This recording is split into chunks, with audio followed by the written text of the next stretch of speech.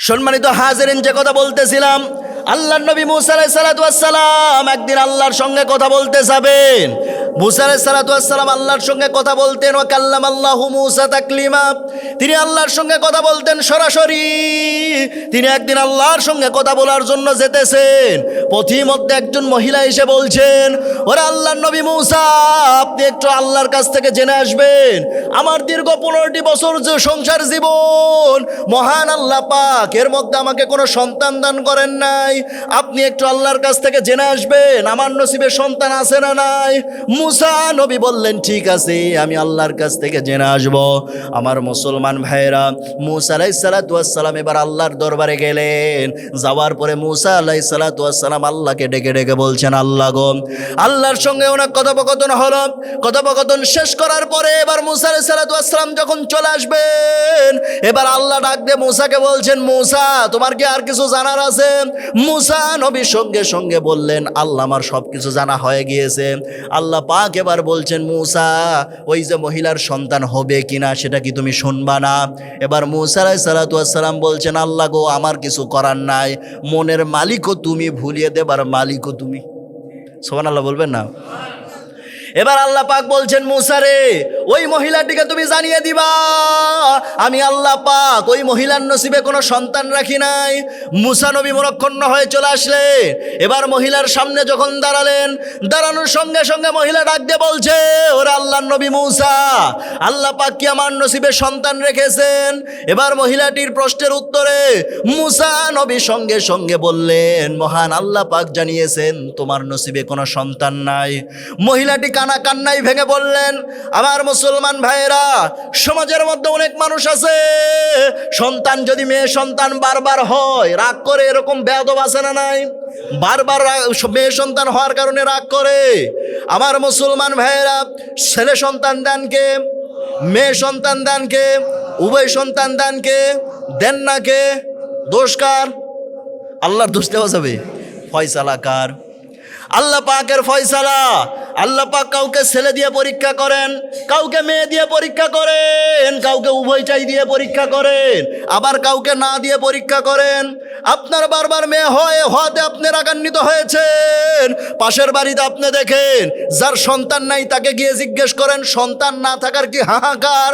আপনার তো মেয়ে হয়েছে, শুকরিয়া আদায় করেন, মহান আল্লাহ পাক আপনাকে একটা সন্তান দিয়েছেন। আর মেয়ে সন্তান হয়েছে তো কি হয়েছে? মেয়ে সন্তান কি এটা কি মানুষ না? কথা বলেন না কেন, মানুষ না? তাহলে মেয়ে সন্তান হলে রেখে যান কেন? মেয়ে সন্তান হলে রাখা যাবে না, বরং নারীদের প্রতি আল্লাহ পাক বিশেষ রহমত দিয়েছেন। মেয়েদেরকে আল্লাহ পাক এমন সম্মান দিয়েছেন, কন্যা হিসেবে রহমত বরকত, স্ত্রী হিসেবে দিয়েছেন নেয়ামত, আর মা হিসেবে দিয়েছেন সরাসরি জান্নাত। পড়েন সুবহানাল্লাহ। আমার মুসলমান ভাইয়েরা, আর বাংলাদেশের ইতিহাসে আপনি দেখেন, বাংলাদেশে যা কিছু দেখবেন প্রত্যেকটা জায়গায় আপনি দেখবেন, কোনো জায়গাতে আপনি দেখবেন না যে মেয়ে তার বাবা মাকে বাড়ি থেকে বের করে দিয়েছে। প্রত্যেকটা জায়গায় আপনি যেটা দেখবেন সেটা হলো ছেলে তার মা বাবাকে বাড়ি থেকে বের করে দিয়েছে। এরকম কিছু কুলাঙ্গার ছেলে আছে না নাই? আমার মুসলমান ভাইয়েরা, বাস্তব ঘটনা বলছি, সিরাজগঞ্জের এক যুবকের ঘটনা। যুবক নতুন বিয়ে করেছে, রাতের বেলা স্ত্রী তাকে বলছে, শোনো, তুমি যদি আমার সাথে সংসার করতে চাও তাহলে তোমার মা বাবাকে বাদ দিয়ে শুধু আমাকে আলাদা করে নিয়ে সংসার করতে হবে। যুবকটি প্রথমে রাজি ছিল না, পরবর্তীতে রাজি হয়ে যায়। আমার মুসলমান ভাইয়েরা, 2 দিনের মাথায় মা বাবার সাথে গন্ডগোল লাগাইয়া শ্বশুর বাড়ি চলে গিয়েছে। শ্বশুর বাড়ি যাওয়ার পরে শ্বশুর এবার কিছু টাকা জমিয়ে এবার জামাইকে প্রবাসে পাঠিয়ে দিয়েছে, মালয়েশিয়ায়। আমার মুসলমান ভাইয়েরা, যুবক এবার মালয়েশিয়ায় চলে গেল। যাবার পরে সেখানে গিয়ে যা ইনকাম করেছে, বাংলাদেশে যে অ্যাকাউন্টে পাঠিয়েছে সেটাও স্ত্রীর নামে অ্যাকাউন্ট করে গিয়েছে। সব টাকা স্ত্রীর অ্যাকাউন্টে জমা হয়। আমার মুসলমান ভাইয়েরা, মালয়েশিয়াতে যাওয়ার পরে যত ইনকাম করে সব বাংলাদেশে স্ত্রীর অ্যাকাউন্টে জমা হয়। এইভাবে দীর্ঘ 2টা বছর কেটে গিয়েছে। এর মধ্যে বাবা মায়ের সঙ্গে কোনো সম্পর্ক নাই, কোনো যোগাযোগ নাই। দীর্ঘ 2 বছর পরে হঠাৎ করে ওই যুবকের কি যেন একটা অসুখ হয়েছে। ডাক্তারের কাছে যখন গিয়েছে, পরীক্ষা করার পর দেখতেছে যুবকের একটা রোগ হয়েছে, নাম তার প্লেগ রোগ। জোরে বলেন কি রোগ? প্লেগ রোগ। ডাক্তার বলেছে এই রোগের কারণে আপনি আগামী 3 মাসের মধ্যে মারা যাবেন। আর এটা হলো শ্বাসের রোগ, সুতরাং আপনাকে অতি তাড়াতাড়ি মালয়েশিয়া ছাড়তে হবে, নচেত এটা গোটা মালয়েশিয়ায় ছড়িয়ে যাবে। অতি তাড়াতাড়ি আপনি মালয়েশিয়া ত্যাগ করেন। আমার মুসলমান ভাইয়েরা, যুবক এবার মালয়েশিয়া থেকে দেশে ফিরবে। তবে ফেরার পূর্বে সবার উদ্দেশ্যে এবার চিঠি লিখতেছে। প্রথমে স্ত্রীর উদ্দেশ্যে চিঠি লিখেছে প্রাণের বিবি, আমি দেশে ফিরতেছি, কারণ ডাক্তার বলেছে আগামী 3 মাসের মধ্যে আমি মারা যাব। এই শ্বশুর শাশুড়ির কাছে একই চিঠি লিখেছে প্রাণের শ্বশুর শাশুড়ি, আমি দেশে ফিরতেছি, কারণ ডাক্তার বলেছে আগামী 3 মাসের মধ্যে মারা যাব। দীর্ঘদিন পর যুবক মনে মনে চিন্তা করলো, দেখি তো বাবা মায়ের সঙ্গে তো কখনো যোগাযোগ হয় নাই, মৃত্যুর পূর্বে একটু বাবা মায়ের সাথে যোগাযোগ করি। বাবা মায়ের উদ্দেশ্যে চিঠি লিখলো, বাবা মা আমি দেশে ফিরতেছি মালয়েশিয়া থেকে।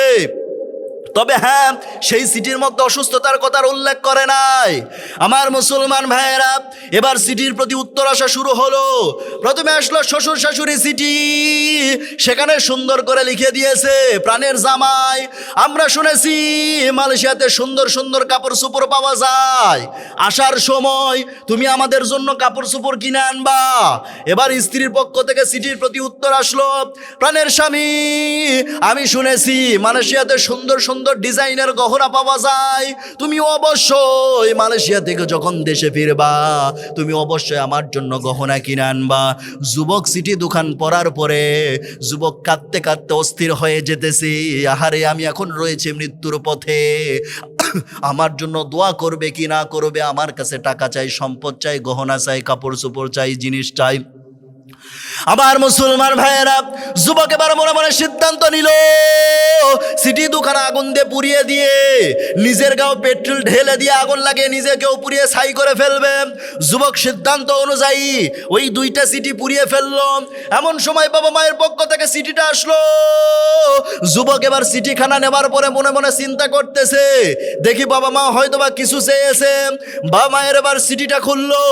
বাবা মায়ের চিঠিটা খোলার পরে যুবক অবাক হয়ে তাকায় দেখতেছে বাবা মায়ের চিঠির উপর সুন্দর করে লিখেছে, দুজনে মিলে খুব কষ্ট করে সুন্দর করে লিখেছে, প্রাণের কলিজার টুকরা সন্তান, তুমি যে মালয়েশিয়া থেকে দেশে ফিরবা, তুমি যেন সহি সালামতে দেশে ফিরে আসতে পারো, এই জন্য তোমার বাবার আমি দুজন মিলে 2 দিনে 4টা রোজা রেখেছি। আমাদের বাড়িতে 2টা ছাগল ছিল, 2টা ছাগলই আল্লাহর রাস্তায় সদকা করে দিয়েছি। যুবক এবার কাঁদতে কাঁদতে অস্থির হয়ে যেতেছে।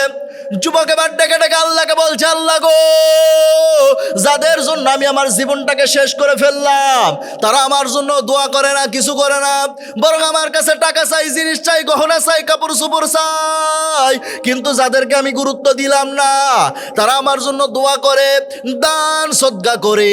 আল্লাহ গো, আমি দেশে ফিরে যাব, আমি দেশে ফিরে যাওয়ার সময় আমি কারো জন্য যদি কোনো কিছু কিনে না নিয়ে যাই, অবশ্যই আমি আমার বাবা মায়ের জন্য কোনো না কোনো কিছু কিনে নিয়ে যাব। পড়েন সুবহানাল্লাহ। আমার মুসলমান ভাইয়েরা, আমার বন্ধুগণ, যুবক এবার কাপড় চোপড় কিনে নিয়ে বাবা মায়ের জন্য এবার যখন দেশে পৌঁছালো, এয়ারপোর্টে পৌঁছার সঙ্গে সঙ্গে সামনে তাকায় দেখতেছে তার শ্বশুর শাশুড়ি। শ্বশুর শাশুড়ি দৌড়ে সামনে এসে বলছে, প্রাণের জামাই তুমি কি আমাদের জন্য কাপড় চোপড় কিনে এনেছো? সঙ্গে সঙ্গে যুবক ডাক দিয়ে বলতেছে, না আমি আপনাদের জন্য কোনো কাপড় চোপড় আনি নাই। এবার স্ত্রী সামনে চলে এসেছে, আসার পরে বলতেছে, তুমি কি আমার জন্য গহনা কিনে এনেছো? যুবক বলছে, না আমি কোনো গহনা কিনে নাই। সঙ্গে সঙ্গে এয়ারপোর্টে আমার মুসলমান ভাইয়েরা ওই মহিলাটি সঙ্গে সঙ্গে যুবককে ডিভোর্স দিয়ে চলে গেল। এখন তো ডিভোর্স দেবে, কারণও এখন মারা যাবে কিছুদিনের মধ্যে। ডিভোর্স দিয়ে যুবক ওই মহিলা চলে গেল। এইদিকে যুবক হঠাৎ করে সামনে তাকায় দেখতেছে একজন বৃদ্ধ মানুষ আর একজন বৃদ্ধা মহিলা দাঁড়িয়ে আছে। যুবকের চিন্তা দেরি হইল না, ওইটাই তার মার বাবা। দৌড়ে গিয়ে মা বাবার পা জড়িয়ে ধরে হাউমাউ করে কাঁদতে কাঁদতে বলতেছে, বাবা গো, মা গো, আমি বড় বেয়াদবি করে ফেলেছি, তোমরা আমাকে মাফ করে দাও। এবার কি করলো মা? সন্তানকে দাঁড় করায় দিয়ে বলতেছে, আমরা তোর প্রতি কোনো রাগ নাই, কোনো ক্ষোভ নাই, আমরা তোকে মাফ করে দিয়েছি। এবার সন্তান মজার ছলে বলছে, মা গো, আমি মালয়েশিয়া থেকে দেশে ফিরেছি তোমাদের জন্য। সঙ্গে সঙ্গে মা থাপ্পড় উঁচু করে বলে, তুই দেশে ফিরে এসেছিস, এটাই আমাদের বড় পাওয়া, আমাদের জন্য আর কোনো কিছু আনার প্রয়োজন নাই। আমার মুসলমান ভাইয়েরা, এবার মা ডাক দিয়ে বলছে, বাবারে, তোর চেহারা দেখে মনে হচ্ছে তুই প্রচন্ড অসুস্থ, তোর কিছু হয়েছে নাকি? এবার যুবক বলছে, মা গো, তোমার চিঠির মধ্যে তো এমন কোনো কথা লিখি নাই যে আমি অসুস্থ, এমন কোনো কথা তো লিখি নাই। আমার মুসলমান ভাইয়েরা, এবার মা ডাক দিয়ে বলছে, বাবারে, দীর্ঘ 9 থেকে প্রায় 10টি মাসের মতো তোকে গর্ভে ধারণ করেছি, 2টা বছর তোকে দুধ পান করিয়েছি, এরপরে কি করেছে, ছোট্ট থেকে এত কষ্ট করে লালন পালন করে এত বড় করেছি, এত কষ্ট করে বড় করেছি। তোর বিষয়ে প্রত্যেকটা তথ্য, প্রত্যেকটা যাওয়ার পূর্বে মহান আল্লাহ পাক আমার কলিজার মধ্যে পৌঁছায়া দেন। পড়েন সুবহানাল্লাহ। যুবক এবার ডাকতে বলছে, মা গো, ডাক্তার বলেছে আগামী 3 মাসের মধ্যে আমি মারা যাব।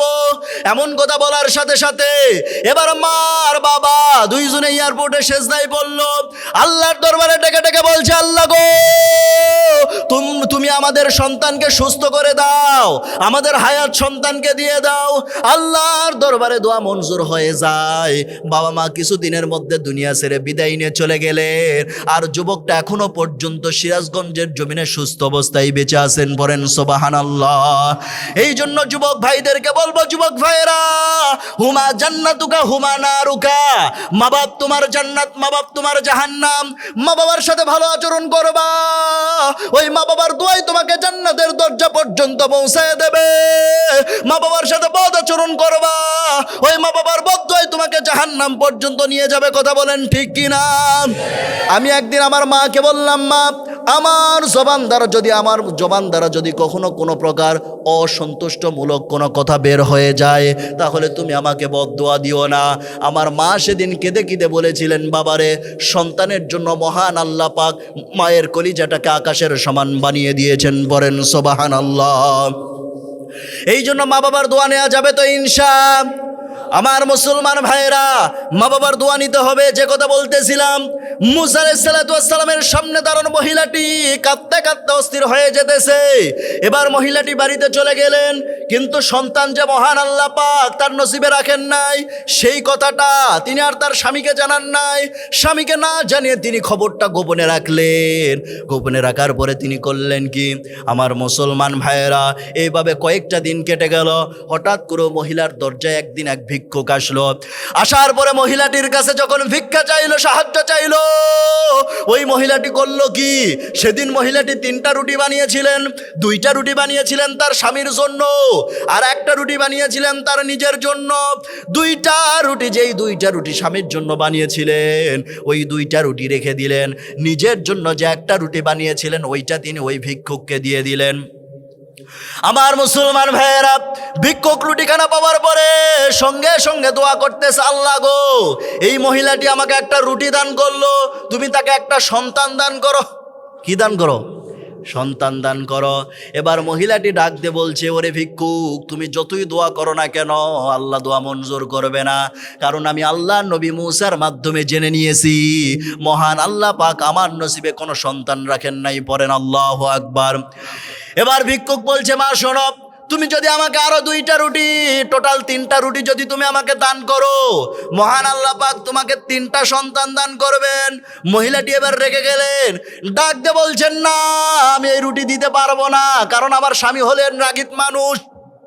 আমার স্বামী কথায় কথায় মারধর করে, এরকম কিছু বদমাইশ আছে না নাই? কথায় কথায় স্ত্রীকে ধরে মারধর করে, আসে না নাই? এই যে কিছু কিছু বিটকুটে মুরব্বী চাচা আছে, দেখবেন, মনে করেন দূর থেকে বাজার করে আসতেছে, আধা কিলো দূর থেকে স্ত্রীকে ডাক দেয়। ওই যে লোকাল ট্রেনগুলো যখন স্টেশনে ঢোকে, লোকাল ট্রেনগুলো স্টেশনে ঢোকার দেখবেন যে আধা কিলোমিটার দূর থেকে এরকম হর্ন মারবে, পম, লম্বা একটা সিগনাল দিল, মানে বোঝাই দিল যে তোমরা তাড়াতাড়ি ব্যাগ টোপলা যা আছে রেডি করো, তাড়াতাড়ি ট্রেনে উঠতে হবে, আমি দেরি করবো না। তো তো ঠিক তেমন এই বিটখুটে কিছু মুরব্বী আছে, এরা আধা কিলোমিটার দূর থেকে স্ত্রীকে ডাক পারবে, এই বলে এক ডাক মারলো, স্ত্রী তারে নারে বাপরে বাপ বের হয়ে বুড়ার হাত থেকে ব্যাগ রিসিভ করে। আসে না নাই? বলেন বলেন, আসে না নাই? আমার মুসলমান ভাইয়েরা, এটা করা যাবে না, বরং স্ত্রীর প্রশংসা করতে হবে। ভালো ভালো যদি খেতে চান, স্ত্রীর প্রশংসা করার দরকার আছে না নাই? স্ত্রী যত প্রশংসা করবেন তত টাটকা টাটকা খাওয়ান পাবেন, আর স্ত্রীর উপর যত রাগ দেখাবেন তত কি হবে, 7 দিনের বাসি ডাল আপনাকে খাওয়াবে, ঠিক কি না? আমার মুসলমান ভাইয়েরা, এই জন্য স্ত্রীর প্রশংসা করা যাবে তো ইনশাআল্লাহ। আমার মুসলমান ভাইয়েরাই, তুমি ইনশাল্লাহ বললে কেন? তুমি বিয়ে করছো? আমার মুসলমান ভাইয়েরা, যে কথা বলতেছিলাম, ওই ভিক্ষুকের সামনে দাঁড়িয়ে মহিলাটি তখন বললেন, না আমি দিতে পারবো না, আমি দিতে পারবো না তোমাকে এই 2টা রুটি, কারণ এই 2টা রুটি বানিয়েছি আমার স্বামীর জন্য, আর আমার স্বামী রাগিত মানুষ, আমার স্বামী রাগিত মানুষ, সুতরাং আমি দিতে পারবো না। আমার মুসলমান ভাইয়েরা, ঠিক সেই মুহূর্তে তার স্বামীও সে জায়গায় উপস্থিত হয়ে যায়। আল্লাহু আকবার বলেন। তার স্বামী যখন সেখানে উপস্থিত হয়ে গেল, আমার মুসলমান ভাইয়েরা, তার স্বামী এবার উপস্থিত হওয়ার পরে বলতেছে, কি হয়েছে, ঘটনা কি? স্ত্রী বলতেছে, তোমার জন্য 2টা রুটি বানিয়েছিলাম, ওই 2টা ভিক্ষুক চাই। রাগের মাথায় কিন্তু অনেক সময় অনেক কিছু উল্টা হয়ে যায়। যখনই বলছে যে 2টা রুটি চাই, সঙ্গে সঙ্গে বলছে দিয়ে দে। কি বলছে? দিয়ে দে। যখন ওই 2টা রুটি ভিক্ষুককে দিয়ে দিল, ভিক্ষুক এবার 3টা রুটি পাওয়ার পরে চলে গেল আল্লাহর ঘরে। যাবার পরে আল্লাহর ঘরে সেজদায় পরে বলছে, আল্লাহ গো, তুমি বলেছো ওয়া আম্মা সাইলা ফালা তানহার, সায়েলকারীকে ফেরত দেওয়া যাবে না, এটা তাওরাত কিতাবেও বিধান ছিল, সায়েলকারীকে ফেরত দেওয়া যাবে না। আল্লাহ গো, তুমি বলেছো সায়েলকারীকে ফেরত দেওয়া যাবে না, এখন তোমার দরবারে হলাম আমি সায়েলকারী, এখন যদি তুমি আমাকে ফেরত দাও তাহলে বুঝবো তুমি বক্তা, ওয়াজ করো, তোমার আমল নাই। আল্লাহ গো, তুমি এবার এই মহিলাকে তুমি 3টা সন্তান দান করো। আল্লাহর দরবারে দোয়া মঞ্জুর হয়ে গেল। মহান আল্লাহ পাক 3 বছরে তাকে 3টা সন্তান দান করলেন। এবার মহিলাটি করলেন কি, একটা সন্তানকে হেঁটে নিলেন, একটা সন্তানকে পিঠে নিলেন, একটা সন্তানকে কোলে নিলেন, নিয়ে এবার চলে গেলেন মুসা নবীর দরবারে। মুসা নবীর দরবারে যাবার পরে বলছে, মুসা তুমি কি আসলেই নবী? আল্লাহু আকবার বলবেন না? মুসা তুমি কি আসলেই নবী? তুমি নাকি আল্লাহর কাছ থেকে জেনে এসেছো আমার নসিবে কোনো সন্তান নাই, কিন্তু আল্লাহ পাক যেভাবে এই যে বছরে বছরে একটা করে দেওয়া শুরু করছে, এইভাবে যদি প্রত্যেক বছরে একটা করে সন্তান হতে থাকে, এত সন্তান আমি লালন পালন করব কি করে? মুসা নবী সেজদায় পড়ে বলছেন, আল্লাহ গো, কেন এটা করলা? আল্লাহ পাক সঙ্গে সঙ্গে ডাক দিয়ে বলছেন, মুসা রে, চাবার মতো চাইলে আমি আল্লাহ দিতে কখনো কৃপণতা করি না। পড়েন সুবহানাল্লাহ। আমার মুসলমান ভাইয়েরা, মৃত্যু সবার জন্য নির্ধারিত, মৃত্যু থেকে কেউ পালাতে চাইলে আমরা পারবো না। মৃত্যু সবার জন্য মহান আল্লাহ পাক নির্ধারিত করে দিয়েছেন, কিন্তু কেউ মরবে ইমানি হালতে, কেউ মরবে কুফরি হালতে। এখন আমরা যদি ইমানি মৃত্যু পেতে চাই, ইমানি মৃত্যু পেতে চাইলে 1 নম্বরে যে আমল করতে হবে সেটা হলো কুদৃষ্টি থেকে বেঁচে থাকার দরকার আছে না নাই? যেখানে সেখানে নজর দেওয়া যাবে না। আল্লাহ পাক যে জায়গায় নজর দিতে নিষেধ করেছেন সেদিকে তাকানো যাবে না। আবার আল্লাহ পাক যে জায়গায় তাকাতে বলেছেন সেদিকে তাকাতে হবে। যে জায়গায় আল্লাহ নিষেধ করেছেন, যেই জায়গায় তাকানোটাকে আল্লাহ পাক হারাম করে দিয়েছেন, সেই দিকে তাকানো যাবে না। এজন্য আল্লাহ রাব্বুল আলামিন বলেন, কুল্লিল মুমিনিনা ইয়াগুদ্দু মিন আবসারিহিম ওয়া ইয়াহফাযু ফুরুজাহুম যালিকা আযকা লাহুম ইন্নাল্লাহা খাবীরুম বিমা ইয়াসনাউন। সূরা নূর 30 নম্বর আয়াত। আল্লাহ পাক জানিয়েছেন, হে রাসূল, আপনি আপনার মুমিন উম্মতদেরকে জানায় দেন তারা যেন কি করে, নিজেদের দৃষ্টিটাকে অবনত রাখে, যেখানে সেখানে নজর না দেয়। এই দৃষ্টি কিন্তু মারাত্মক একটা জিনিস। এই দৃষ্টিটাকে যদি হেফাজত করতে না পারেন মুসলমান, বহু বড় বড় গুনার কাজে আপনি জড়িয়ে যাবেন। আল্লাহর হাবিব সাল্লাল্লাহু আলাইহি সাল্লাম একটা হাদিস বলে গিয়েছেন। তাফসীরে ইবনে কাসির এই হাদিসটি টেনে এনেছেন। তাফসীরে ইবনে কাসির যে হাদিসটি টেনেছেন সেটি হলো, আল্লাহর হাবিব সাল্লাল্লাহু আলাইহি সাল্লাম জানিয়েছেন, কেউ যদি 6টা জিনিসের জিম্মাদারি দিতে পারে, আমি রাসূল করিম সাল্লাল্লাহু আলাইহি সাল্লাম তার জন্য জান্নাতের জিম্মাদারি নিয়ে নেব। পড়েন সুবহানাল্লাহ। কয়টা জিনিস? 1 নাম্বার যেই জিনিস, সেটি হলো মিথ্যা বলা পরিহার করতে হবে। মিথ্যা বলা পরিহার করতে হবে। অনেক মানুষ আছে দেখবেন, যদি জিজ্ঞেস করেন ফোনে, ভাই কোথায় আছেন, আছে হলো বগুড়া চার মাথায়, উত্তরে বলবে কোথায়, গোবিন্দগঞ্জ চার মাথায়, আছে না নাই? এই যে ফোনে আপনি মিথ্যা বললেন, এই মিথ্যা বলা পরিহার করতে হবে। 2 নম্বরে, আপনাকে আমানতের খেয়ানত করা যাবে না। আপনার আমানতটা আপনি সঠিকভাবে আদায় করবেন। আপনার আমানতের যদি খেয়ানত করে থাকেন মুসলমান, আপনি নবীজির সুপারিশ পাবেন না। আল্লাহর হাবিব সাল্লাল্লাহু আলাইহি সাল্লাম সে কথাই বলছেন, আমানতের খেয়ানত কখনোই করবে না তোমরা। এই আমানতের জিম্মাদারি তোমাদেরকে নিতে হবে। এটা হলো 2 নাম্বার।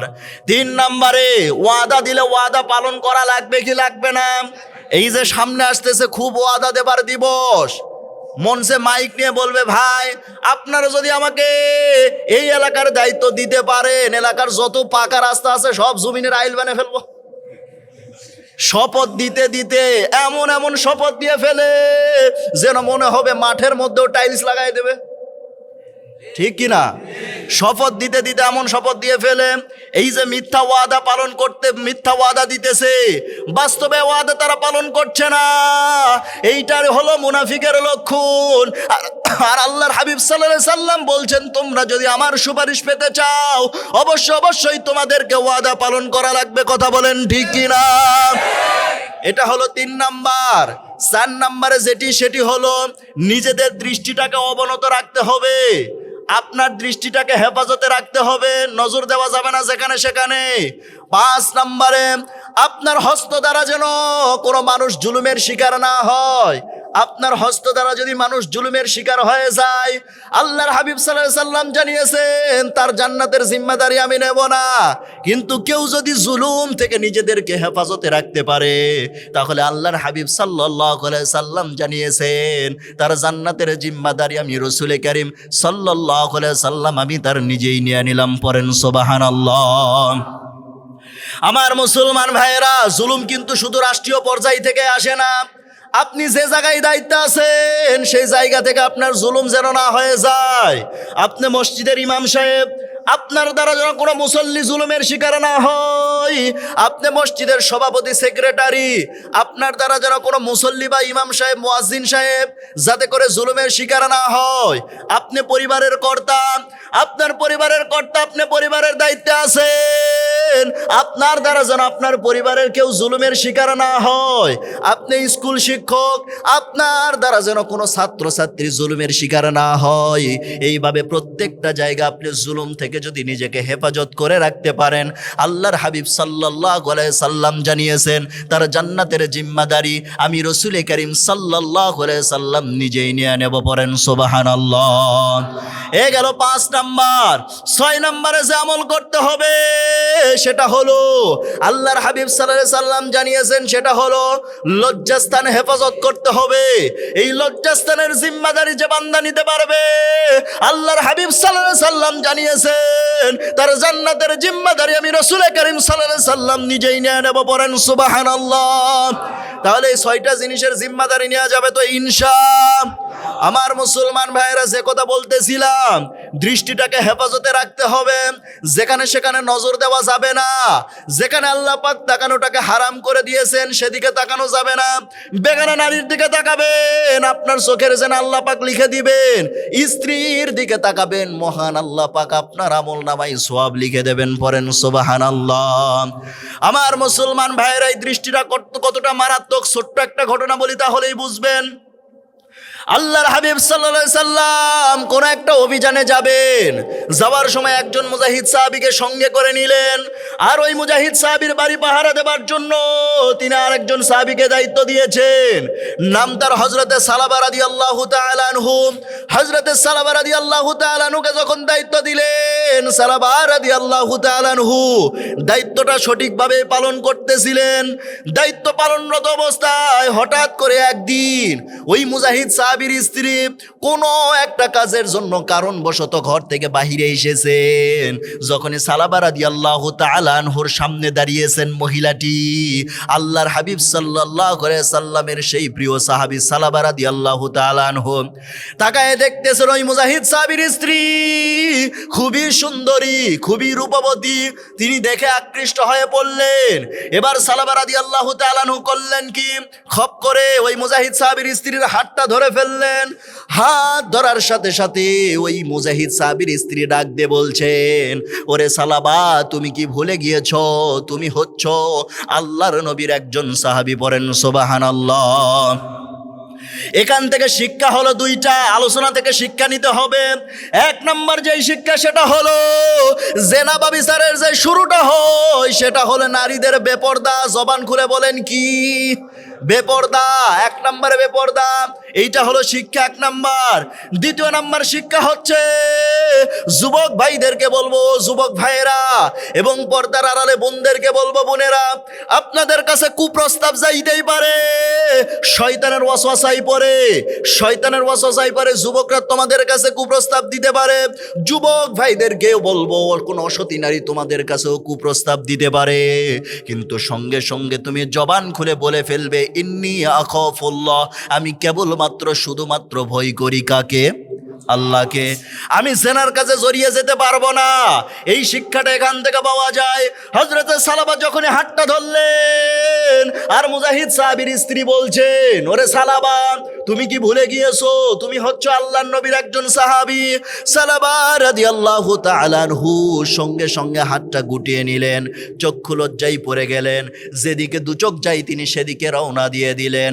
আমার মুসলমান ভাইয়েরা, ইতিমধ্যে আল্লাহর হাবিব সাল্লাল্লাহু আলাইহি সাল্লাম জিহাদ শেষে ফিরে এসেছেন, অভিযান শেষে যখন ফিরে এসেছেন, অভিযান শেষে যখন ফিরে আসলেন, মুজাহিদ সাহাবী বাড়িতে আসার সঙ্গে সঙ্গে মুজাহিদ সাহাবীর স্ত্রী সম্পূর্ণ ঘটনাটি যখন মুজাহিদ সাহাবীর সামনে উপস্থাপন করলেন, মুজাহিদ সাহাবীও সঙ্গে সঙ্গে ঘটনাটি নিয়ে গিয়ে আল্লাহর নবীর সামনে উপস্থাপন করলেন। আল্লাহর হাবিব সাল্লাল্লাহু আলাইহি সাল্লাম ঘটনাটি শোনার সঙ্গে সঙ্গে তিনি ঘোষণা দিলেন, আমি সালাবাকে মাফ করব না, কারণ সালাবাকে অন্য কেহ নয়, স্বয়ং আমি বিশ্ব নবী রাসূল করিম সাল্লাল্লাহু আলাইহি সাল্লাম, আমি নিজেই তাকে দায়িত্ব দিয়েছি। পড়েন সুবহানাল্লাহ। আমার মুসলমান ভাইরা, আল্লাহর হাবিব সাল্লাল্লাহু আলাইহি সাল্লাম সালাবাকে যে মাফ করবে না, এই খবরটা কোনো একটা ভাবে সালাবার কান অবধি পৌঁছে যায়। সালাবা রাদিয়াল্লাহু তাআলা আনহু কান্নায় ভেঙে বললেন, তিনি কাঁদতে কাঁদতে আল্লাহর দরবারে বলছেন, আল্লাহ গো, তুমি আমাকে মাফ করে দাও। এইদিকে নবীজি ঘোষণা দিয়েছেন সমস্ত সাহাবীদেরকে, সাহাবীরা তোমরা যাও আমার সালাবাকে খুঁজে নিয়ে আসো। কোথায় আছে আমার সালাবা? সালাবা রাদিয়াল্লাহু তাআলা আনহুকে সমস্ত সাহাবায়ে কেরামগণ হন্য হয়ে খুঁজতেছেন, কিন্তু কেউ কোথাও সালাবাকে খুঁজে খুঁজে পায় না। সর্বশেষে সালাবা রাদিয়াল্লাহু তাআলা আনহুকে খুঁজে পাইলেন সেই সাহাবী, যেই সাহাবীর স্ত্রী তিনি হাত ধরেছিলেন। ওই মুজাহিদ সাহাবী গিয়ে খুঁজে পাইলেন।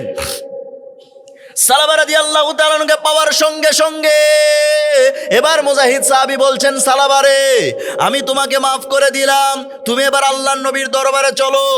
সালাবা রাদিয়াল্লাহু তাআলা আনহু বলছেন, ভাইজান, আমি এই মুহূর্তে আল্লাহর নবীর দরবারে যেতে পারবো না, কারণ হতেছে তুমি আমাকে মাফ করলে হবে কি, আল্লাহর হাবিব সাল্লাল্লাহু আলাইহি সাল্লাম তো আমাকে মাফ করে নাই, সুতরাং আমি যেতে পারবো না। এবার সালাবার সামনে দাঁড়ানো ওই মুজাহিদ সাহাবী ডেকে ডেকে বলছেন, সালাবারে, আল্লাহর হাবিব সাল্লাল্লাহু আলাইহি সাল্লামের প্রিয় কয়েকজন সাহাবী আছে, এই সাহাবায়ে কেরামগণ যদি আল্লাহর নবীর কাছে সুপারিশ করেন, আমার বিশ্বাস আল্লাহর হাবিব সাল্লাল্লাহু আলাইহি সাল্লাম মাফ করে দিতে পারেন। সঙ্গে সঙ্গে সালাবা রাদিয়াল্লাহু তাআলা আনহু বলছেন, চলো ভাই চলো, সেই সাহাবীদের কাছে যাই, সেই সাহাবীরা যদি সুপারিশ করেন। এবার দুজন মিলে চলে গেলেন। আল্লাহর হাবিব সাল্লাল্লাহু আলাইহি সাল্লামের প্রাণপ্রিয় সাহাবী হযরত আলী রাদিয়াল্লাহু তাআলা তাআলা নূর কাছে। আলী রাদিয়াল্লাহু তাআলা নূর কাছে যাওয়ার সঙ্গে সঙ্গে আলী রাদিয়াল্লাহু তাআলা নূরকে যখন বললেন, ভাই আলী, আপনি একটু সালাবার বিষয়ে আল্লাহর নবীর কাছে একটু সুপারিশ করেন। এই কথা বলার সাথে সাথে হযরত আলী রাদিয়াল্লাহু তাআলা নূর বলছেন, আমি এই বিষয়ে কোনো সুপারিশ করতে পারবো না। কারণ হতেছে আল্লাহর নবী যেই বিষয়ে সিদ্ধান্ত নিয়েছেন সেই বিষয়ের উপরে আমার কোনো কথা বলার ইখতিয়ার নাই, সুতরাং আমি সেই বিষয়ে কোনো সুপারিশ করতে পারবো না। আমার মুসলমান ভাইয়েরা, সেখান থেকে দুজন মিলে ব্যর্থ হয়ে গেল। এবার সিদ্ধান্ত নিল চলে যাবে উসমানের কাছে। উসমান রাদিয়াল্লাহু তাআলা আনহুর কাছে যাওয়ার পরে উসমান রাদিয়াল্লাহু তাআলা আনহুকে বললেন, আল্লাহর নবীর প্রাণপ্রিয় সাহাবী উসমান, আপনি একটু আল্লাহর নবীর কাছে বলেন আল্লাহর হাবিব সাল্লাল্লাহু আলাইহি ওয়াসাল্লাম যাতে করে মাফ করে দেন সালাবাকে। উসমান রাদিয়াল্লাহু তাআলা আনহু বলছেন, না, আমি এই বিষয়ে কোনো কথা বলতে পারবো না। দুজনে সেখানে ব্যর্থ হয়ে গেলেন। দুজন মিলে আবার চলে গেলেন আল্লাহর নবীর আরেকজন সাহাবী হযরত ওমর ফারুক রাদিয়াল্লাহু তাআলা আনহুর দরবারে। নরম না গরম? বলেন বলেন, নরম না গরম? গরম সাহাবী হযরতে ওমর ফারুক রাদিয়াল্লাহু তাআলা আনহুর কাছে। ওমর ফারুক রাদিয়াল্লাহু তাআলা আনহুর কাছে যাওয়ার পরে ওমর ফারুককে ডাক দিয়ে বলছেন, ওরে আল্লাহর নবী সাহাবী ওমর, আপনি একটু আল্লাহর নবীর দরবারে সুপারিশ করেন আল্লাহর নবী যাতে সালাবাকে মাফ করে দেন। সঙ্গে সঙ্গে ওমর ফারুক রাদিয়াল্লাহু তাআলা আনহু তরবারিকে উলঙ্গ করে বলছেন, এই দ্বিতীয়বার যা বলেছো এই কথাটা দ্বিতীয়বার বলবা না। দ্বিতীয়বার যদি আর বলার চেষ্টা করো এই তরবারি দিয়ে আমি তোমার কল্লাটা উড়ায়ে ফেলবো। পড়েন আল্লাহু আকবার। আমার মুসলমান ভাইয়েরা, সেখান থেকে দুজন ব্যর্থ হয়ে চলে গেল। তারা সিদ্ধান্ত নিল আল্লাহর নবীর আরেকজন সাহাবী রয়েছেন, খুবই নরম দিলের সাহাবী, তিনি হয়তো আল্লাহর নবীর কাছে সুপারিশ করতে পারেন। দুজন মিলে সিদ্ধান্ত নিল সেই আবু বকর রাদিয়াল্লাহু তাআলা নূর কাছে যাবে। দুজন মিলে যখন আবু বকর রাদিয়াল্লাহু তাআলা নূর কাছে গেল, আল্লাহর নবীর এই প্রিয় সাহাবী হযরত আবু বকর রাদিয়াল্লাহু তাআলা নূর কাছে যাবার পরে আবু বকর রাদিয়াল্লাহু তাআলা নূরকে যখন বলল, ভাই আবু বকর, আপনি একটু আল্লাহর নবীর দরবারে একটু চলেন, সালাবার বিষয়ে একটু আল্লাহর নবীর কাছে সুপারিশ করেন। সঙ্গে সঙ্গে আবু বকর রাদিয়াল্লাহু তাআলা আনহু ডাক দিয়ে বলছেন, আমি এই বিষয়ে আল্লাহর নবীর কাছে কোনো সুপারিশ করতে পারবো না। কারণ আল্লাহর রাসূল সাল্লাল্লাহু আলাইহি সাল্লাম যেই বিষয়ের উপর একবার সিদ্ধান্ত নিয়েছেন, দ্বিতীয়বার সেই জায়গায় কথা বলার মতো যোগ্যতা আমি আবু বকরের কখনো হয় নাই। পড়েন সুবহানাল্লাহ। আমার মুসলমান ভাইয়েরা, দুজনে সেখানে ব্যর্থ হয়ে গেলেন। এবার সালাবা রাদিয়াল্লাহু তাআলা আনহু সিজদায় পড়ে আল্লাহকে বলছেন, আল্লাহ গো, তোমার হাবিব তো আমাকে মাফ করবে না, তবে হ্যাঁ, তুমি যদি আমাকে মাফ করে দাও তোমার হাবিব অবশ্যই অবশ্যই আমাকে মাফ করে দিবেন। এমন করে যখন আল্লাহর দরবারে কাঁদতেছিলেন হযরতে সালাবা রাদিয়াল্লাহু তাআলা আনহু, একটা পর্যায়ে আল্লাহর দরবারে দোয়া মঞ্জুর হয়ে গেল। জিবরিল আমিনের মাধ্যমে মহান আল্লাহ পাক আল্লাহর হাবিব সাল্লাল্লাহু আলাইহি সাল্লামকে জানিয়ে দিলেন, ইয়া রাসূলুল্লাহ, ইয়া হাবিবাল্লাহ, আমি আল্লাহ পাক সালাবাকে মাফ করে দিয়েছি, সুতরাং আপনিও তাকে মাফ করে দেন। আল্লাহর নবী যখনই জিবরিল আমিনের কাছ থেকে সেই তথ্যটা পেলেন, আল্লাহর হাবিব সাল্লাল্লাহু আলাইহি সাল্লাম মুস্কি একটা হাসি দিলেন। দেবার পরে তিনি ঘোষণা দিলেন, শোনো সাহাবীরা, শোনো, আল্লাহ পাক সালাবাকে মাফ করে দিয়েছেন, সুতরাং এই জায়গায় নতুন করে আমি আর কোনো কথা বলতে চাই না। আমিও সালাবাকে, তোমরা সালাবাকে খুঁজে নিয়ে আসো। পড়েন সুবহানাল্লাহ। আমার মুসলমান ভাইয়েরা, সালাবাকে যখন মাফ করে দিলেন আল্লাহর নবী, সালাবা রাদিয়াল্লাহু তাআলা আনহু খবরটা পাওয়ার পরে এবার তিনি মসজিদে নববীর উদ্দেশ্যে রওনা দিয়ে দিলেন। মসজিদে নববীতে যখন পৌঁছালেন মাগরিবের ওয়াক্তে, অনেক দিন পর, দীর্ঘদিন কেটে যাবার পর সালাবা রাদিয়াল্লাহু তাআলা আনহু আল্লাহর নবীর পেছনে ইক্তেদাই দাঁড়িয়েছেন। আল্লাহর হাবিব সাল্লাল্লাহু আলাইহি সাল্লাম সেদিন মাগরিবের নামাজে তেলাওয়াত করতেছিলেন, আল কারিআতু মাল কারিআ ওয়া মা আদরাকা মাল কারিআ। যখন এই তৃতীয় নাম্বার আয়াতটা তেলাওয়াত করেছেন, 3 নাম্বার আয়াতটা তেলাওয়াত করার সঙ্গে সঙ্গে সালাবা রাদিয়াল্লাহু তাআলা আনহু নামাজরত অবস্থায় বুক ফেটে ইন্তেকাল করলেন। পড়েন আল্লাহু আকবার। এই দীর্ঘ ঘটনাটা বলার কারণ কি? এই দীর্ঘ ঘটনাটা বলার কারণ হতে চলতেছে দেখেন আপনারা। সালাবা রাদিয়াল্লাহু তাআলা আনহু এই জায়গায় কি করলো? সালাবা রাদিয়াল্লাহু তাআলা দেখেন সামান্য হাত ধরার অপরাধে, কি ধরার অপরাধে? গুনাহ করা, গুনার দৃষ্টিকোণ থেকে এটা অনেক বড় গুনাহ। কিন্তু বর্তমান সমাজে যেভাবে জেনা ব্যভিচার চলতেছে, আভেলাবেল করে দেওয়া হয়েছে জেনা ব্যভিচারকে, এত আভেলাবেল করে দেওয়া হয়েছে, সেই হিসেবে এই হাত ধরাটা এটা একটা সামান্য গুনাহ হয়ে দাঁড়িয়েছে। কথা বলেন ঠিক কিনা? সম্পূর্ণ জেনা ব্যভিচারকে উন্মুক্ত করে দেওয়া হয়েছে। মুসলমান একটা বারের জন্য চিন্তা করেন, সামান্য হাত ধরার জন্য যদি এত কান্নাকাটি, এত আহাজারি করা লাগে, যারা জেনার কাজে জড়িয়ে গিয়েছেন তাহাজ্জুদের নামাজ তাদের পড়ার দরকার আছে না নাই? কেঁদে কেঁদে আল্লাহর কাছে বলবেন। অনেকে চিন্তা করতে পারেন হুজুর জেনা করে ফেলেছি, অনেকে বলবেন যে হুজুর অনেক টাকার সুদ খেয়ে ফেলেছি, অনেক ঘুষ খেয়ে ফেলেছি, অনেক জেনা করে ফেলেছি, হুজুর আমার কি আর বাঁচার উপায় নাই নাকি? অবশ্যই বাঁচার উপায় আছে। মুরব্বী, আপনি কত টাকার ঘুষ খেয়েছেন? আপনি কত জেনা করেছেন? আপনি কত পাপাচার কাজের মধ্যে জড়িয়ে গিয়েছেন? আজকেই তাহাজ্জুদের সেজদায় পড়েন, আল্লাহকে ডেকে ডেকে বলেন, আল্লাহ গো আমি বড় গুনাহগার, আমি বড় ভুল করে ফেলেছি, আমি বড় পাপাচার, আল্লাহ গো তুমি আমাকে মাফ করে দাও।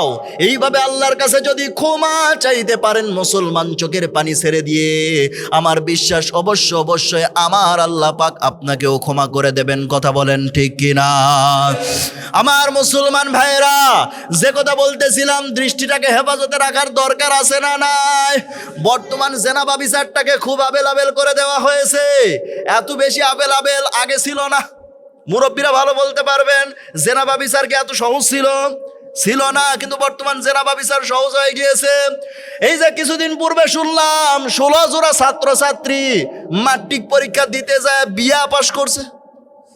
কি করছে? ছেলে বাবাকে ফোন করে বলছে, বাবা বৌমা দেখে যান, বাবা অজ্ঞান হয়ে গেছে। পরে ছেলে বাবাকে ফোন করে বলছে, বাবা অজ্ঞান হয়ে লাভ নাই, এখন আমার জীবন মরণ শেফালির হাতে, ইচ্ছে করলে মারতে পারে বাঁচাতে, এখন আমার জীবন মরণ সুইটির হাতে। নাম কি আবার সুইটি? বিউটি, মিম জিম লিটুন যতুন খতন এগারা প্যাগারা চেরাগালি সন্দেশ টেট্টুন পলেস্টা সুতি টাঙ্গালি জামদানি খামদানি আমদানি রপ্তানি, মানে নামের বেলায় আমরা কি যে রাখি এক আল্লাহ ছাড়া অন্য কেউ জানে না। কথা বলেন ঠিক কিনা? আমার মুসলমান ভাইয়েরা, কথা বেড়ে যায়। হাদিসের মধ্যে এসেছে আল্লাহ পাকের কাছে দুইটা নাম সবচাইতে প্রিয়। জবান খুলে বলেন কয়টা নাম? দুইটা নাম। এক নম্বরে হতেছে আব্দুল্লাহ, আর 2 নম্বর হতেছে আব্দুর রহমান। কিন্তু সে আব্দুল্লাহ নাম নিয়ে ঠাট্টা হয় কি হয় না? কোন পুরুষের যদি একটু সতর্কহীন হয়ে যায় তাহলেই বলবে তোর আব্দুল্লাহ সামাল আছে না নাই। আজকাল মেয়েদের নামের দিকে তাকান, মেয়েদের কাছে বড় নাম পছন্দ হয় না, যত ছোট নাম তত তাদের ভালো লাগে। 3 অক্ষরের নাম সূচনা, এটাও নাকি তাদের কাছে বড় হয়ে গিয়েছে। 3 অক্ষরের নাম কেটে দিয়ে 2 অক্ষরের নাম দিয়ে নাম রেখে দিয়েছে সুচি। কি নাম? শুধু কি মেয়েদের নাম ছোট হয়েছে? মেয়েদের নামের সাথে সাথে এখন মেয়েদের পোশাকগুলো ছোট হয়ে গিয়েছে। কথা বলেন ঠিক কিনা? প্রথমে এসেছে 4 পিস, তারপরে 3 পিস, তারপরে 2 পিস, এরপরে 1 পিস, কোন দিন যে শুনবেন 9 পিস। অথচ আল্লাহ রাব্বুল আলামিন বলেন, ওয়াকারনা ফি বুয়ুতিকুন্না ওয়ালা তাবাররাজনা তাবাররুজাল জাহিলিয়াতিল উলা। সূরা আহজাব 22 নম্বর পারা, প্রথম নম্বর পৃষ্ঠার 4 নম্বর লাইনে 33 নম্বর আয়াত। এটা আল্লাহ পাক জানিয়েছেন, হে মেয়েরা তোমরা ঘরের পরিবেশে থাকবে, বাহিরে যাবে না। বাহিরে যদি যেতে চাও জাহেলি যুগের মেয়েদের মতো রূপ সৌন্দর্য প্রদর্শন করে বের হবে না। হুকুম কার? মেয়েরা যখন বাহিরে আসবা, জাহেলি যুগের মেয়েরা যেমনি ভাবে কাস্টমার ধরার জন্য সাজুগুজু করে রাস্তায় বের হতো, তোমরা যখন বাহিরে আসবা ওই জাহেলি যুগের মেয়েদের মতো সাজগুজ করে রাস্তায় বের হবে না, নিজেকে পর্দার মধ্যে রাখবে। কিন্তু বর্তমান মেয়েরা যখন বাহিরে আসে সাজগোজ কম করে না বেশি করে? জবান খুলে বলেন, কম করে না বেশি করে? বেশি করে।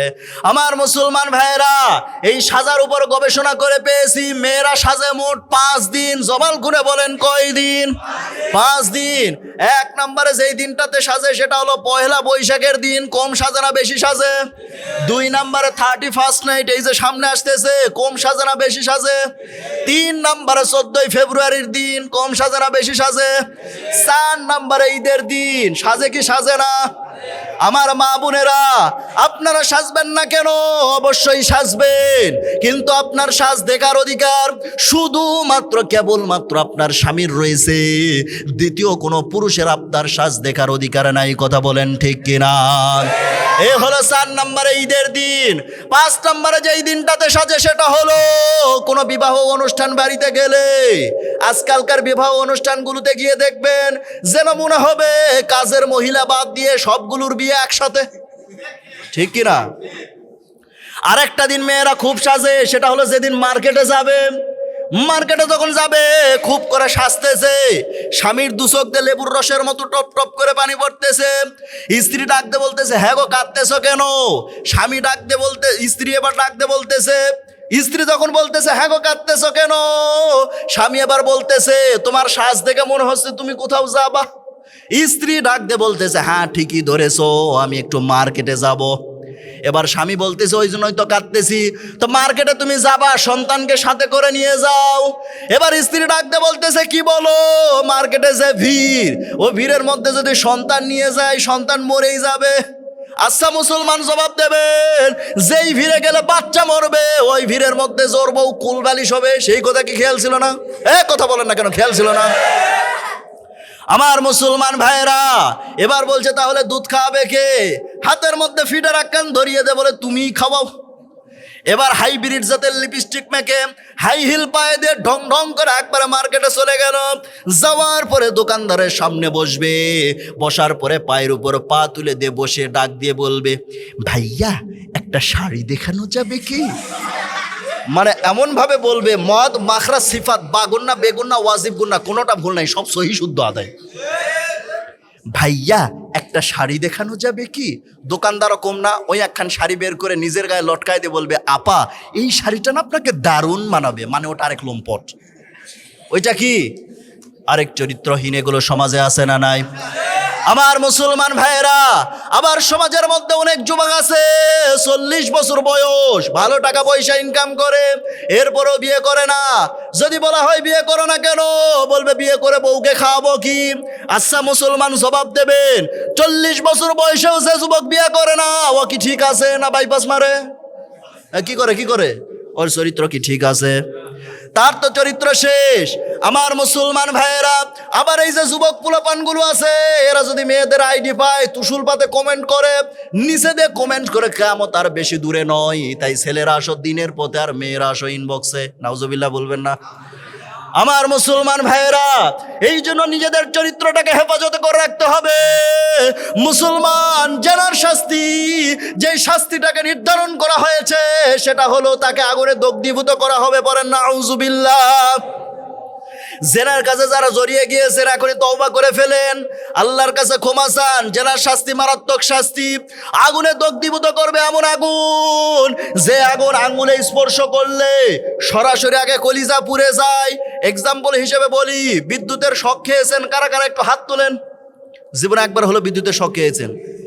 হাতে গোনা কয়েকজন, 7-8 জন। আচ্ছা, আপনাদের হুজুরও কিন্তু 2-1 বার খায়নি, মোটামুটি 7-8 বার খাইছে। তো মোটামুটি 7-8 বার খাইছে বিদ্যুতের শক। এই বিদ্যুতের শক যারা খেয়েছেন তারা একটা বিষয় বুঝতে পারবেন, সেটা হলো বিদ্যুতের শক যেখানেই লাগুক, সর্বপ্রথম আঘাত করে কোন জায়গায়? বলেন বলেন বলেন, কোথায়? তার মানে ভালো মতো খান নাই, বিদ্যুতের শক যে জায়গায় লাগুক, সর্বপ্রথম আঘাত করে মাথার উপরে সবচাইতে বেশি আঘাত লাগে, যেন মনে হয় মাথার উপরে গোটা আসমান জমিন চাপিয়ে দিয়েছে। এত ভারী হয়ে যায় মাথা হয়ে যায়। তো এটা এক্সাম্পল দেবার কারণ হচ্ছে, হাতে বিদ্যুতের শক লাগলো আর মাথার উপর ওজন হলো, ঠিক তেমন করে জাহান্নামের আগুন যে জায়গায় লাগুক, সঙ্গে সঙ্গে আগে কলিজা পুড়ে যাবে। নাউজুবিল্লাহ বলবেন না? আমার মুসলমান ভাইয়েরা, এই জন্য জাহান্নাম থেকে বাঁচার জন্য জেনা থেকে ফিরে এসে তওবা করার দরকার আছে না নাই? আজকাল আবার সমাজের মধ্যে এমনও দেখা যায় বিবাহিতরাও জেনার কাছে জড়িয়ে যায়, আছে না নাই? কোনো বিবাহিত পুরুষ এবং নারী যদি জেনার কাছে জড়িয়ে যায়, মহান আল্লাহ পাক তার উপর 6টা গজব নাজিল করবেন। কয়টা গজব? 6টা গজব নাজিল করবেন। এক নম্বরে যেটা হলো সেটা হলো তার চেহারার উজ্জ্বলতা আল্লাহ তাআলা নষ্ট করে দেবেন। দ্বিতীয় নম্বরে মহান আল্লাহ পাক তার রিজির বরকত কমিয়ে দেবেন। 3 নম্বরে মহান আল্লাহ পাক তার হায়াত কমিয়ে দেবেন। এটা হলো 3টা দুনিয়ায়। আর মৃত্যুর পরে তার উপর 3টা গজব নাজিল হবে। 1 নম্বরে মৃত্যুর সঙ্গে সঙ্গে মহান আল্লাহ পাক রেগে থাকবেন। দ্বিতীয় নম্বরে হাসরের ময়দানে মহান আল্লাহ পাক তাকে আমলনামা দিয়ে বলবেন তুমি পড়ো, কিন্তু সে পড়তে চাইবে না। তার মানে হাসরের ময়দানে মহান আল্লাহ পাক তাকে লজ্জিত করবেন। আর 3 নম্বর যেটা, তথা টোটাল 6 নম্বরে যে গজব তার উপর নাজিল হবে, বিনা হিসাবে মহান আল্লাহ পাক তাকে জাহান্নামে দিয়ে দেবেন। এই জন্য এই জেনার কাছ থেকে ফিরে আসার দরকার আছে না নাই? জবান খুলে বলেন, ফিরে আসার দরকার আছে না নাই? ফিরে আসতে রাজি আছেন তো? রাজি আছেন কারা কারা? হাত তোলেন। সর্বনাশ, মুখে দাঁড়িয়ে নিয়ে কাজ করেন। আমি তো ফিরে আসার কথা বলছি, আপনি হাত তুললেন কেন? আমার মুসলমান ভাইরা, এই জেনার কাছে যাওয়া যাবে? আমার মুসলমান ভাইরা একটু খেয়াল করেন। তাহলে ইমানি মৃত্যু যদি পেতে চায়, 1 নম্বরে কুদৃষ্টি থেকে বেঁচে থাকার দরকার আছে না নাই? দ্বিতীয় নম্বর যে আমল করতে হবে সেটা হলো বেশি বেশি দান সদকা করা যাবে তো? বেশি বেশি দান সদকা করব। দান সদকা আমরা করব কি? এখন তো আমরা জাকাতি ঠিক মতো আদায় করি না। কথা বলেন ঠিক কি না? জাকাত যদি ঠিক মতো আদায় করতে পারতাম, মুসলমান সমাজের মধ্যে একটা অভাব অনটন কোনো মানুষ দেখতে পেতাম না। কথা বলেন ঠিক কি না? আমরা জাকাত ঠিক মতো আদায় করতে পারি না। উল্টা আমরা কি করি? সুদের বিজনেস করি, আছে না নাই? সুদের গুনাহ সম্পর্কে সংক্ষিপ্তভাবে বলি। সুদের গুনাহ সম্পর্কে হাদিসের মধ্যে যেটা এসেছে এবং কোরআনের মধ্যে এসেছে, সুদের গুনাহ একটা নয়, 2টা নয়। যেটা বলা হয়েছে সর্বোচ্চ গুনাহ হচ্ছে কি হলো আল্লাহর সঙ্গে জিহাদ ঘোষণা করা। নাউজুবিল্লাহ বলবেন না। আর দ্বিতীয় নাম্বার যে সর্বনিম্ন যে গুনাহ সেটা হলো মায়ের সঙ্গে কোনো কোনো বর্ণনায় পাওয়া যায় 36 বার, কোনো কোনো বর্ণনায় পাওয়া যায় 42 বার। মায়ের সাথে জেনা করলে যেই গুনাহ হবে, 1 টাকা সুদ খাইলে মহান আল্লাহ পাক তার আমলনামায় সেই গুনাহ লিখে দেবেন। পড়েন নাউজুবিল্লাহ। আমার মুসলমান ভাইয়েরা, তাহলে একটু হিসাব করে দেখেন তো, 1 টাকার সুদ খাইলে যদি 36 বার মায়ের সাথে জেনার গুনাহ হয়ে যায়, একটু খেয়াল করে শোনেন। 1 টাকা সুদ খাইলে যদি 36 বার মায়ের সাথে জেনার গুনাহ করার সমান পরিমাণ যদি গুনাহ হয়ে যায়, মুসলমান আপনারা একটু হিসাব করেন, 1000 টাকার সুদ খাইলে কত হাজার বার গুনাহ হলো? 36,000 বার। মায়ের সাথে জেনা করলে যতবার গুনাহ হবে, যতগুলো গুনাহ হবে, মহান আল্লাহ পাক তার আমলনামায় সেই গুনাহ লিখে দিবেন। একটু হিসাব করে দেখেন তো, একজন অসতী নারী, একজন চরিত্রহীনা নারী, তার সারাটা জীবন দিয়ে সে 36,000 বার জেনা করে কিনা সন্দেহ আছে। কথা বলেন না কেন? 36,000 বার সে জেনা করে কিনা সন্দেহ আছে। অথচ আপনি 1000 টাকা সুদ খেয়ে ওই জেনাকারিনী নারী, ওই অসতী নারীর চাইতে আপনি জঘন্য পাপাচারী না, পাপী বান্দা হয়ে গিয়েছেন। কথা বলেন ঠিক কিনা? আমার মুসলমান ভাইয়ের, এই জন্য সুদ মুক্ত থাকার দরকার আছে না নাই? কিন্তু সুদটাকে আমরা এখন পাপ আর মনেই করছি না, বরং সুদটাকে আমরা এখন বরকত হিসেবে নিয়েছি। ঠিক কিনা? আপনার ট্যানারি চিনেন? ট্যানারি গোটা দেশের সমস্ত চামড়া, যেখানে গরু ছাগলের চামড়া যেখানে গিয়ে জমা হয়, ওটা কি? ট্যানারি। ওই ট্যানারির কাছে যখন, মনে করেন ট্যানারির কাছে একজন মেয়েকে বিয়ে দিয়েছে, পরের দিন সকালবেলা মেয়ে বাবাকে ফোন করে বলছে, বাবা তুমি কোথায় আমাকে পাঠিয়েছো? গন্ধে তো থাকা যায় না। বাবা এবার বলছে, মা রে তুমি ওখানে 7 দিন থাকো, 7 দিন পর তুমি আমাকে ফোন দিও, আমি তোমাকে গিয়ে নিয়ে আসবো। এবার 7 দিন পর মেয়ে আর ফোন দেয় নাই, বাবাই ফোন দিয়েছে। ফোন দিয়ে বলছে, মা গন্ধগুলো এখন কেমন লাগে? এবার মেয়ে ডাক দিয়ে বলছে, বাবা ভালোই লাগে, গন্ধগুলো কার গন্ধ এখন মনে হয় না। আসলে কি গন্ধ চলে গিয়েছে? গন্ধ তো চলে যায় নাই, গন্ধর জায়গায় গন্ধ ঠিকই আছে। ঠিক তেমন করে আজকের সমাজে আমরা সুদ খাইতে খাইতে এমন একটা পজিশনে দাঁড়িয়েছি, সুদের গুণাকে এখন আর আমাদের সুদ মনে হয় না, বরকত হিসেবে গ্রহণ করে নিয়েছি। কথা বলেন ঠিক কিনা? এই জন্য সুদ ছাড়ার দরকার আছে না নাই? হালাল উপার্জন করা যাবে তো ইনশাআল্লাহ। আমার মুসলমান ভাইরা, আরেকটা বিষয় যেটা বলছিলাম, ইমানি মৃত্যু যদি পেতে চাই বেশি বেশি দান সদকা করার দরকার আছে না নাই? আমাদের সমাজে কিছু কিছু মানুষজন আছে, তারা বলবে দান করলে সম্পদ কমে। দান করলে কি করবে? সম্পদ কমে যাবে। দান করলে তোমার পকেট থেকে ওটা বেরিয়ে গেল, মানে কমে গেল। বরং দান করলে সম্পদ কমে না, বরং বৃদ্ধি যিনি করে দেন তিনি কে? বলেন বলেন, তিনি কে? আল্লাহ পাক। সম্পদ আল্লাহ পাক আপনার বৃদ্ধি করে দেবেন। যত বেশি দান সদকা করবেন তত আল্লাহ পাক বরকত দেবেন। এই জন্য বেশি বেশি দান সদকা করা যাবে তো ইনশাআল্লাহ। ওই যে উপন্যাসে পড়েছিলাম, একজন রাজা ঘোষণা দিলেন মন্ত্রীকে, মন্ত্রী মশাই যাও গোটা রাজ্যের মধ্যে সব চাইতে যে কৃতজ্ঞ তাকে ধরে নিয়ে আসো, আর সব চাইতে যে অকৃতজ্ঞ তাকেও ধরে নিয়ে আসো। এবার মন্ত্রী মশাই 7 দিন যাবৎ গোটা রাজ্য খুঁজলেন। খুঁজে গিয়ে লাস্টে একটা কুকুর ধরে এনেছেন, আর একটা জামাইকে ধরে এনেছেন। দুজনকে ধরে আনার পরে এবার রাজা বলতেছেন, মন্ত্রী তোমার কাম নাই কাজ নাই, কুকুর ধরে এনেছো।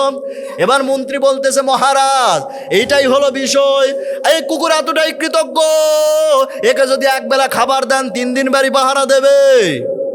ঠিক কিনা? আর দ্বিতীয় নাম্বার হচ্ছে জামাই, এ হলো সবচাইতে বড় অকৃতজ্ঞ, যত দেয়া হোক শুকরিয়া নেই। ঠিক কিনা?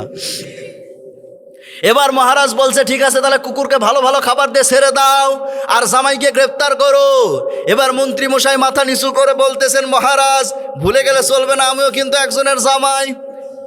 এবার মহারাজ ঘোষণা দিলেন, মন্ত্রীকেও গ্রেফতার করো। মন্ত্রী মশাই এবার মাথা নিচু করে বলছেন, মাফ করবেন মহারাজ, ভুলে গেলে চলবে না, আপনিও কিন্তু একজনের জামাই। একথা তারা বুঝাতে চাচ্ছে, এইটাই আমরা কেউ ঠিক মতো আল্লাহর শুকর আদায় করতে পারছি না, আমরা ঠিক মতো কেউ আল্লাহর কৃতজ্ঞতা প্রকাশ করতে পারছি না। সর্বাবস্থায় প্রশংসা করতে হবে কার? আল্লাহ পাকের প্রশংসা করতে হবে। বরং আমরা যদি সামান্য অসুস্থ হয়ে যাই সঙ্গে সঙ্গে বলে ফেলি, আল্লাহ বুঝে আমাকে ছাড়া আর কাউকে দেখে না, এরকম বাটপার আছে না নাই? বলেন বলেন, আছে না নাই? আপনি এই কথাটা বলার মধ্যে দিয়ে 2টা কাজ করলেন। 1 নম্বর, আপনি আল্লাহর প্রতি অকৃতজ্ঞতা প্রকাশ করলেন, আর 2 নম্বরে যেটা করলেন সেটা হলো আপনি অন্যের প্রতি লানত করলেন। মানে অন্য মানুষজন ভালো আছে, এটা আপনার পছন্দ হচ্ছে না, ওই অসুস্থটা অন্য মানুষের উপর চেপে যাক, এই লানত করলেন। এই 2টা গুনাহ করলেন কি করলেন না? এই 2টা গুনাহ করে ফেললেন। এই জন্য যে অবস্থায় থাকি না কেন সর্বাবস্থায় শুকরিয়া আদায় করব কার? ওই যে উপন্যাসে পড়েছিলাম, এক রাজা তার উজিরকে সঙ্গে করে নিয়ে জঙ্গলে গিয়েছে শিকার ধরার জন্যে। শিকার ধরতে নিয়ে গভীর জঙ্গলে যখন গিয়েছে, আঙ্গুলের মধ্যে একটা বিচ্ছু পোকা কামড় দিয়েছে। যন্ত্রণা কম না বেশি? কঠিন যন্ত্রণার মধ্য দিয়ে সময় পার করতেছে। এবার উজিরকে ডাকতে বলছে, উজির তুমি একটা কিছু ব্যবস্থা করো। উজির আর কাজ পায় না, হাতে ছিল ছুরি, মারছে, কোপ আঙ্গুল কেটে পড়ে গেছে। এবার মহারাজ বলছে, কি করলা তুমি এটা? উজির বলছে, যা হয়েছে ভালো হয়েছে, যা হয়েছে ভালো হয়েছে। উজির এমন কথা বলার সাথে সাথে মহারাজ তেলে বেগুনে খেপে গেলেন। মহারাজ মনে মনে চিন্তা করতেছেন, রাজ্যে যেতে যাও, তোমার উজিরগিরি বের করবো আজকে, রাজ্যে শুধু একবার যেতে দাও। উজির করলেন কি, বিভিন্ন লতা পাতা বিভিন্ন কিছু দিয়ে আঙ্গুলটা বেঁধে দিলেন। এবার যখন রাজ্যে ফিরে এসেছে, এবার মহারাজ বলছে, উজিরের 4 মাসের জেল। কয় মাসের জেল? 4 মাসের জেল। আমার মুসলমান ভাইয়েরা, এইদিকে 3 মাসের মধ্যে মহারাজের আঙ্গুল শুকিয়ে গিয়েছে। 3 মাসের মাথায় এবার মহারাজ একা একা জঙ্গলে গিয়েছেন শিকার করতে। কিন্তু এবার শিকার করতে করতে এমন গভীর জঙ্গলে চলে গিয়েছেন যেখানে ছিল বন্য মানুষ। বন্য মানুষদের, অসভ্য মানুষদের বসবাস ছিল। তখন ওই বন্য মানুষগুলো করছে কি, ওই মহারাজকে, সভ্য সমাজের মহারাজকে ধরে নিয়ে বন্য মানুষগুলো নিয়ে চলে গিয়েছে বন্য রাজ্যে। যাওয়ার পরে বন্য রাজার সামনে যখন উপস্থাপন করছে, করার পরে এবার ডাক দিয়ে বলছে, মহারাজ আমরা আমাদের আজকের খাবার পেয়ে গিয়েছি, আজকে খাবারটা আমরা খুব মজা করে খাবো। এবার বন্য রাজার সামনে যখন উপস্থাপন করা হলো, সবাই বাটি গামলা যার যা আছে সব কিছু নিয়ে চলে এসেছে। আমার মুসলমান ভাইয়েরা, এবার বন্য রাজা, তাদের মধ্যে একটা নিয়ম ছিল, সেটা হলো তারা কোনো খুঁতো প্রাণী খায় না। কুরবানি দেবার জন্য নিখুঁত না খুঁত প্রাণী লাগে? বলেন বলেন বলেন, কি প্রাণী? নিখুঁত প্রাণী লাগে। ওরাও ঠিক তেমন করে নিখুঁত প্রাণী ছাড়া খায় না। এবার মহারাজের মাথা থেকে পা পর্যন্ত খোঁজা শুরু করছে। মাথায় থেকে সমস্যা নাই, কান নাক চোখ সব ঠিক আছে, জিহ্বা দাঁত মুখ ঠোঁট সব ঠিক আছে, কোনো অসুবিধা নাই। কিন্তু যখনই হাতের কাছে এসে দেখেছে আঙ্গুল কাটা, সঙ্গে সঙ্গে বন্য রাজা খেপে গেছে, "এ, তোমরা কাকে ধরে নিয়ে এসেছো? এ তো খুঁতো প্রাণী, ছেড়ে দাও।" যখনই ছেড়ে দিয়েছে, রাজা এই আজদর আল কালোদর এক দৌড়ে রাজ্যে ফিরে এসেছে। আসার পরে এবার মন্ত্রীকে ডাক দিয়ে বলছে, উজিরকে নিয়ে আসো। উজিরকে যখন নিয়ে আসা হলো, উজিরকে বলছে, উজির তুমি ঠিকই বলেছো, আঙ্গুল কাটার পরে তুমি ঠিকই বলেছো, যা হয়েছে ভালো হয়েছে। এবার উজির বলতেছে, হ্যাঁ মহারাজ, এই জন্যই তো বলেছি যা হয়েছে ভালো হয়েছে। রাজা বলছে, আজকে যদি আমার আঙ্গুল কাটা না থাকতো, এতক্ষণ আমি ভুনা হয়ে থাকতাম। এবার উজির বলছে, ঠিকই ওই জন্যই বলেছি, যা হয়েছে আল্লাহ পাক ভালো করেছেন। এবার রাজা বলছে, আমার আঙ্গুল কাটায় না, এটা না হয় ভালো হয়েছে বুঝলাম, কিন্তু তোমাকে যে 4 মাসের জেল দিলাম, এটা ফায়দা কি? এবার উজির বলছে, মহারাজ আপনি যে আমাকে 4 মাসের জেল দিয়েছেন, এ তো ফায়দা আছে। বলছে, কি ফায়দা? বলছে, ফায়দা হচ্ছে এই, আমি যদি জেলে না থাকতাম তাহলে কি করতেন? আপনি আমাকে সঙ্গে করে নিয়ে যেতেন, আর যাওয়ার পরে আপনার সঙ্গে আমিও বন্য মানুষদের কাছে ধরা পড়ে যেতাম। ধরা পড়ার পরে কি করত? আপনার আঙ্গুল কাটা দেখে আপনাকে ছেড়ে দিত, কিন্তু আমার শরীরের মধ্যে তো কোনো খুঁত নাই, এতক্ষণে আমাকে তারা ভুনা বানিয়ে ফেলতো। এই জন্য যা হয়েছে শুকরিয়া আদায় করবো কার? সর্বাবস্থায় শুকরিয়া আদায় করবো কার? আল্লাহ পাকের শুকরিয়া আদায় করতে হবে। তাহলে 3 নম্বরে আমল, বেশি বেশি আমরা শুকরিয়া আদায় করবো ইনশাআল্লাহ। আর 4র্থ নাম্বার আমল হচ্ছে নিয়মিত মেসওয়াক করার দরকার আছে না নাই? নিয়মিত মেসওয়াক করতে হবে। আমরা মেসওয়াকটা ঠিকঠাক মতো করি না। সমাজের মধ্যে কিছু কিছু লোকজন আছে, দেখবেন পান খায় এমন দাঁতের অবস্থা করে ফেলেছে, মনে হবে গত 1 যুগ থেকে একদিনও মেসওয়াক করেনি। আছে না নাই? এমন পান খেয়ে খেয়ে দাঁতের অবস্থা করে ফেলেছে। কিন্তু আল্লাহর হাবিব সাল্লাল্লাহু আলাইহি সাল্লামের বিষয়ে এমন হাদিস বর্ণনা পাওয়া যায়, আল্লাহর হাবিব সাল্লাল্লাহু আলাইহি সাল্লাম এমন হাদিস বর্ণনা পাওয়া যায়, আল্লাহর হাবিব সাল্লাল্লাহু আলাইহি সাল্লামের দাঁত সম্পর্কে বলা হয়েছে, আল্লাহর হাবিব সাল্লাল্লাহু আলাইহি সাল্লাম যখন একটা হাসি দিতেন, যেন মনে হতো মুক্তোর দানাগুলো ঝলক মারতেছে। বলেন সুবহানাল্লাহ। আমার মুসলমান ভাইরা, আল্লাহর হাবিব সাল্লাল্লাহু আলাইহি সাল্লাম জানিয়েছেন, আমার উম্মতদের যদি কষ্ট না হতো তাহলে এই মেসওয়াকটাকে আমি আমার উম্মতের জন্য ওয়াজিব বানায় দিতাম। আল্লাহু আকবার বলেন। এই মেসওয়াকটাকে তিনি এত গুরুত্ব দিয়েছেন। আল্লাহর হাবিব সাল্লাল্লাহু আলাইহি সাল্লামের জীবনের শেষ আমল ছিল এই মেসওয়াক। সুবহানাল্লাহ বলবেন না? শেষ আমল কি ছিল? মেসওয়াক। নামাজ কিন্তু ছিল না, রোজা কিন্তু ছিল না, শেষ আমল কি ছিল? মেসওয়াক। সুবহানাল্লাহ পড়েন। আল্লাহর হাবিব সাল্লাল্লাহু আলাইহি সাল্লামের যেদিন ওফাত ঘটে, তার 3 দিন পূর্বে তিনি অসুস্থ হয়ে পড়লেন। আমার মুসলমান ভাইয়েরা, শেষ জুম্মার একটু জিকির করেন, সুবহানাল্লাহ, আলহামদুলিল্লাহ,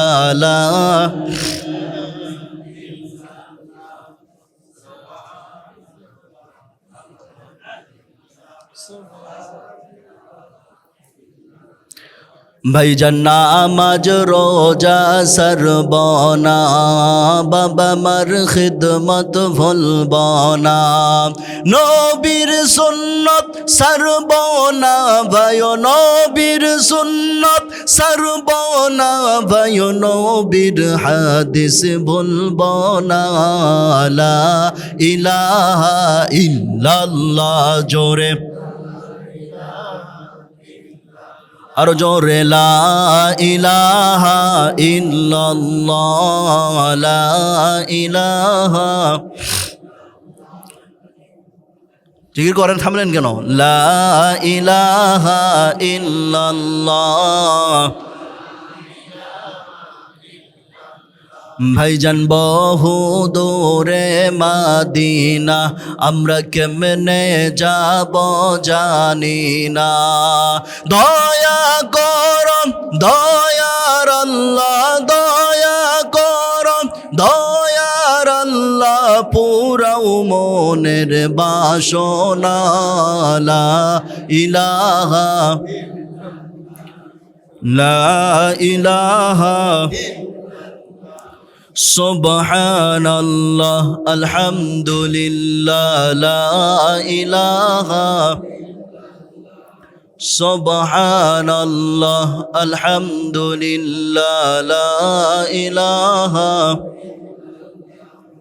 আপনাদের আওয়াজ এত আসতে কেন? বলেন বলেন, রাত গভীর হয়ে গেছে নাকি? খুব বেশি গভীর হয়েছে? সম্মানিত হাজিরিন, একটা তাকবীর দেন তো, শেষ সময়ের দিকে আসছি, একটা তাকবীর দেন। সবাই একটু হাত টান টান করে তোলেন, তোলেন তোলেন তোলেন তোলেন তোলেন। লিল্লাহে তাকবীর, আলহামদুলিল্লাহ। এবার একটু দেখা যাক, প্রতিযোগিতা হোক, একটু কম্পিটিশন হোক। আপনি বিচারক, মুরব্বী মানুষ, ওনাকে বাদ দিলাম, আপনি বিচারক। প্রথমে বিবাহিত মানুষ যারা আছেন তারা হাত তোলেন, তোলেন তোলেন তোলেন তোলেন। বিবাহিত মানুষ যারা তারা হাত তোলেন, বিবাহিত যারা, যারা বিয়ে করছেন হাত তোলেন।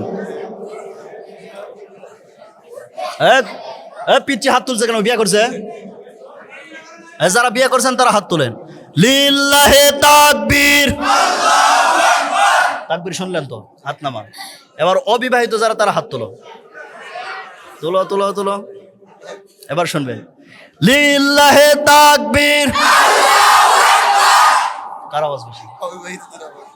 অবিবাহিতর মধ্যে। আচ্ছা, উনি রায় দিয়েছেন অবিবাহিতদের পক্ষে। মুরব্বীরা হয়তো বা রাগ করছেন, ওনার রায় মানলেন না। আমি যদি রায় দিই মানবেন? আমি মুসাফির মানুষ, আমার রায় মানবেন তো? এবার তাহলে মুরব্বীরা আবার হাত তোলেন, তোলেন তোলেন তোলেন। মুরব্বীরা যারা বিয়ে করছেন তোলেন তোলেন। লিল্লাহে তাকবীর। এবার আবার অবিবাহিতরা তোলো, যারা বিয়ে করে নাই, তোলো তোলো তোলো। লিল্লাহে তাকবীর। আমার রায় হচ্ছে বিবাহিতরা ফার্স্ট আর অবিবাহিতরা প্রথম। এবার সবাই খুশি তো? আলহামদুলিল্লাহ। পরে আমার মুসলমান ভাইয়ের, এবার আলোচনার দিকে ফিরে যাই। লম্বা করবো না, অল্প সময়ের মধ্যে ছেড়ে দেব। মধ্যরাত্রি হয়ে এসেছে। আমার মুসলমান ভাইয়েরা, 4 নাম্বার যে আমল, সেটা হলো মেসওয়াক করা। বলতেছিলাম আল্লাহর হাবিব সাল্লাল্লাহু আলাইহি সাল্লামের জীবনের শেষ আমল ছিল মেসওয়াক। আল্লাহর হাবিব সাল্লাল্লাহু আলাইহি সাল্লামের জীবনের শেষ জুমার বয়ানে, একটু এদিকে খেয়াল করেন। সবাই একটু চুপ করেন, সবাই চুপ করেন, সবাই চুপ করেন। মাইকের আওয়াজ না থাকলে মুখের আওয়াজ অত দূর পর্যন্ত আর যায়? সামনেবার আরো বড় করে সাজানো যাবে তো? সাজানো যাবে তো?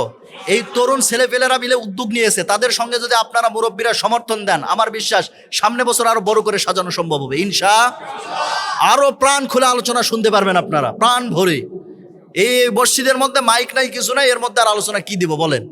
কথা বলতে বলতে নিজেরই কষ্ট হয়ে যেতেছে। তো এর মধ্যে যদি আবার আপনারা কথা বলেন, তাহলে তো আলোচনাই শেষ।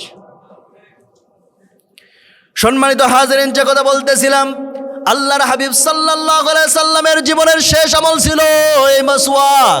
তিনি যেদিন ওফাত ঘটে, তার 3 দিন পূর্বে তিনি অসুস্থ হয়ে পড়লেন। জুমার খুতবা দিতে নিয়া তিনি একটা বক্তব্য দিলেন।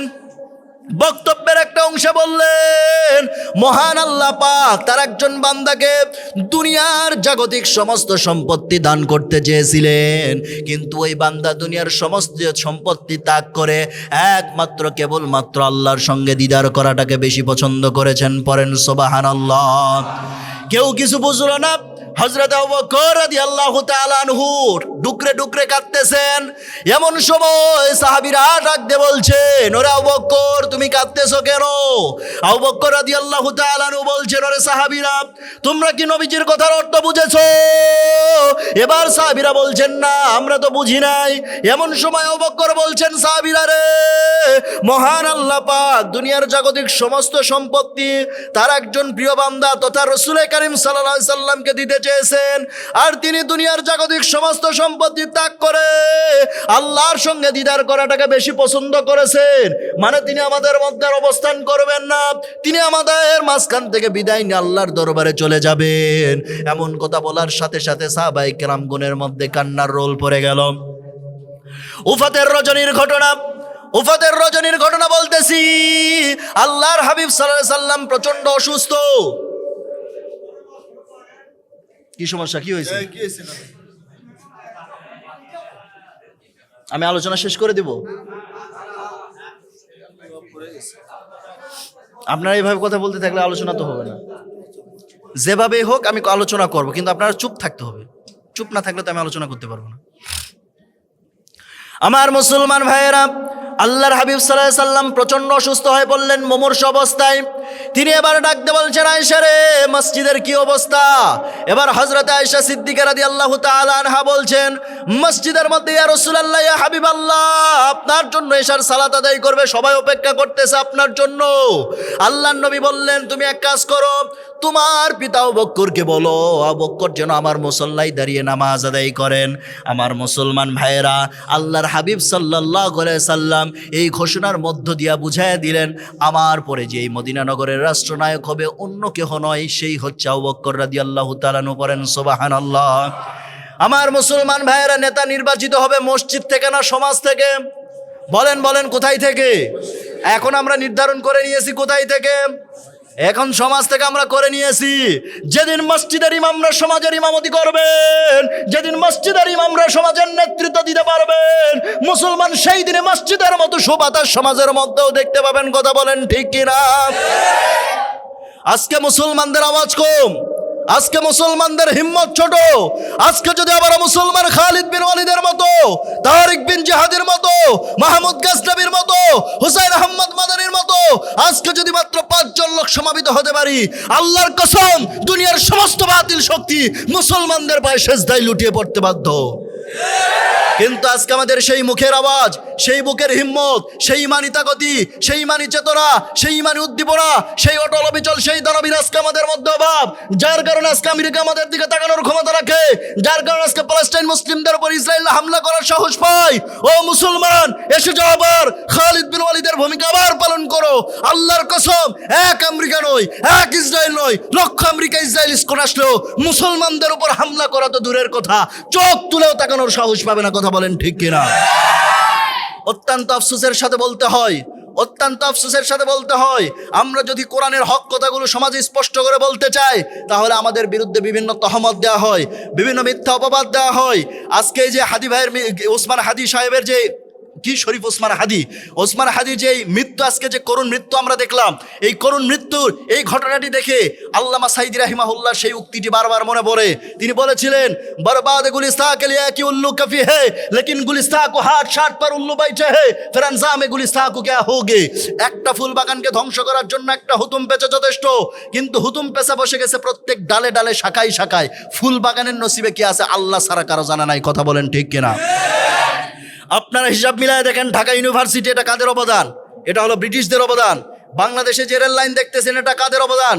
এটা ব্রিটিশদের অবদান। চট্টগ্রাম ইউনিভার্সিটি, এটা কাদের অবদান? পাকিস্তানের অবদান। রাজশাহী ইউনিভার্সিটি, এটা কাদের অবদান? পাকিস্তানের অবদান। তাহলে তো তারা দেশের উন্নতি করেছে, তাদেরকে দেশ থেকে তাড়ালাম কেন? তাদেরকে দেশ থেকে তাড়ানোর কারণ হচ্ছে তারা দেশের যা উন্নতি করেছে তার 4 গুণ সম্পত্তি এদেশ থেকে তাদের দেশে নিয়ে গিয়েছে। কথা বলেন ঠিক কিনা? ঠিক তেমন করে বর্তমান সময় এক শ্রেণীর লোক বলছে, আমরা ঘরে ঘরে বিদ্যুৎ দিয়েছি, আমরা ব্রিজ করেছি, আমরা কালভার্ট করেছি, আরো অনেক অনেক উন্নতি করেছি। কিন্তু একথা উদিবালকের মতো স্পষ্ট, তারা দেশের যে উন্নতি করেছে তার 10 গুণ সম্পত্তি এদেশ থেকে তারা বিদেশে পাচার করে নিয়ে গিয়েছে। কথা বলেন ঠিক কিনা? এরাই হচ্ছে ব্রিটিশ পাকিস্তানদের টাটকা উত্তরসূরি। কথা বলেন ঠিক কিনা? মনে রাখতে হবে, তারা কিন্তু ষড়যন্ত্র থামায় না, তারা কিন্তু ষড়যন্ত্র চালিয়ে যেতেছে। একে একে মিলে যদি 2 হয় সেটা হলো অঙ্ক, একে একে মিলে যদি 1 হয় সেটা হলো প্রেম ভালোবাসা, একে একে মিলে যদি 0 হয় সেটা হলো আধ্যাত্মিক, একে একে মিলে যদি 11 হয় সেটা হলো সংগঠন, একের সাথে এককে যদি মিলিত হতে না দেওয়া হয় এটা হলো কূটনীতি। একের বিরুদ্ধে এককে দাঁড় করায় দেবেন, এটাই হলো রাজনীতি। মাঝখানে ঢাকা ইউনিভার্সিটির বিপক্ষে ঢাকার 7টি কলেজকে দাঁড় করিয়ে দেবার চেষ্টা করেছিল। পেরেছে? পেরেছে? পারে নাই, তারা সফল হয় নাই। কিন্তু কুচক্রী মহল, তারা কিন্তু ষড়যন্ত্র থামায় নাই, তারা তাদের ষড়যন্ত্র চালিয়ে যাচ্ছে, মুসলমানদেরকে বিভেদ করার ষড়যন্ত্র চালিয়ে যাচ্ছে। মনে রাখতে হবে মুসলমান, ভারতে হিন্দুস্তান কখনো বাংলার কল্যাণ চায় নাই, বরং সদা সর্বদা তারা বাংলাকে শোষণ করে খাবার চেষ্টা করেছে। কথা বলেন ঠিক কিনা? সুতরাং আমাদের কি করতে হবে? আমাদের দাওয়াতি প্রচার বাড়াতে হবে, মাঠে ময়দানে কাজ করতে হবে, প্রত্যেকটা ঘরকে ইসলামের এক একটা দুর্গ করে তুলতে হবে মুসলমান। কথা বলেন ঠিক কিনা? আমরা যখন দিন প্রতিষ্ঠার কথা বলছি, মাঝখান থেকে এক শ্রেণীর লোক বলছে দেশে যে ইসলাম প্রতিষ্ঠা হবে আন্তর্জাতিক পর্যায় থেকে চাপ আসবে। কোন জাতিক? বলেন বলেন, কোন জাতিক? আন্তর্জাতিক পর্যায় থেকে চাপ আসবে। আন্তর্জাতিক পর্যায় থেকে যদি তোমাদের চাপ সামলানোর ক্ষমতা না থাকে, এ ছেড়ে দেওয়া রাজনীতির পথ তোমাদের মতো চুরি পড়া নেতৃবৃন্দের হাতে বাংলার 1 ইঞ্চি জমিনে ছেড়ে দেওয়া হবে না। কথা বলেন ঠিক কিনা? এই কথা দিবালকের মতো স্পষ্ট। যতদিন পর্যন্ত এই শহীদ কাফেলা তৌহিদি জনতার বুকে এক বিন্দু পরিমাণ রক্ত থাকবে, ততদিন পর্যন্ত এই বাংলার জমিন থেকে সেকুলারিজমকে উৎখাত করে এক আল্লাহর আইন প্রতিষ্ঠার সংগ্রাম চলতেই থাকবে, চলতেই থাকবে, চলতেই থাকবে। কেউ দমাতে পারবে না ইনশাআল্লাহ। আল্লাহর জমিন আল্লাহর দিন প্রতিষ্ঠার জন্য জানমাল কুরবান দিতে রাজি আছেন কারা কারা? দুই হাত উঁচু করে আমার আল্লাহকে দেখায় দেন।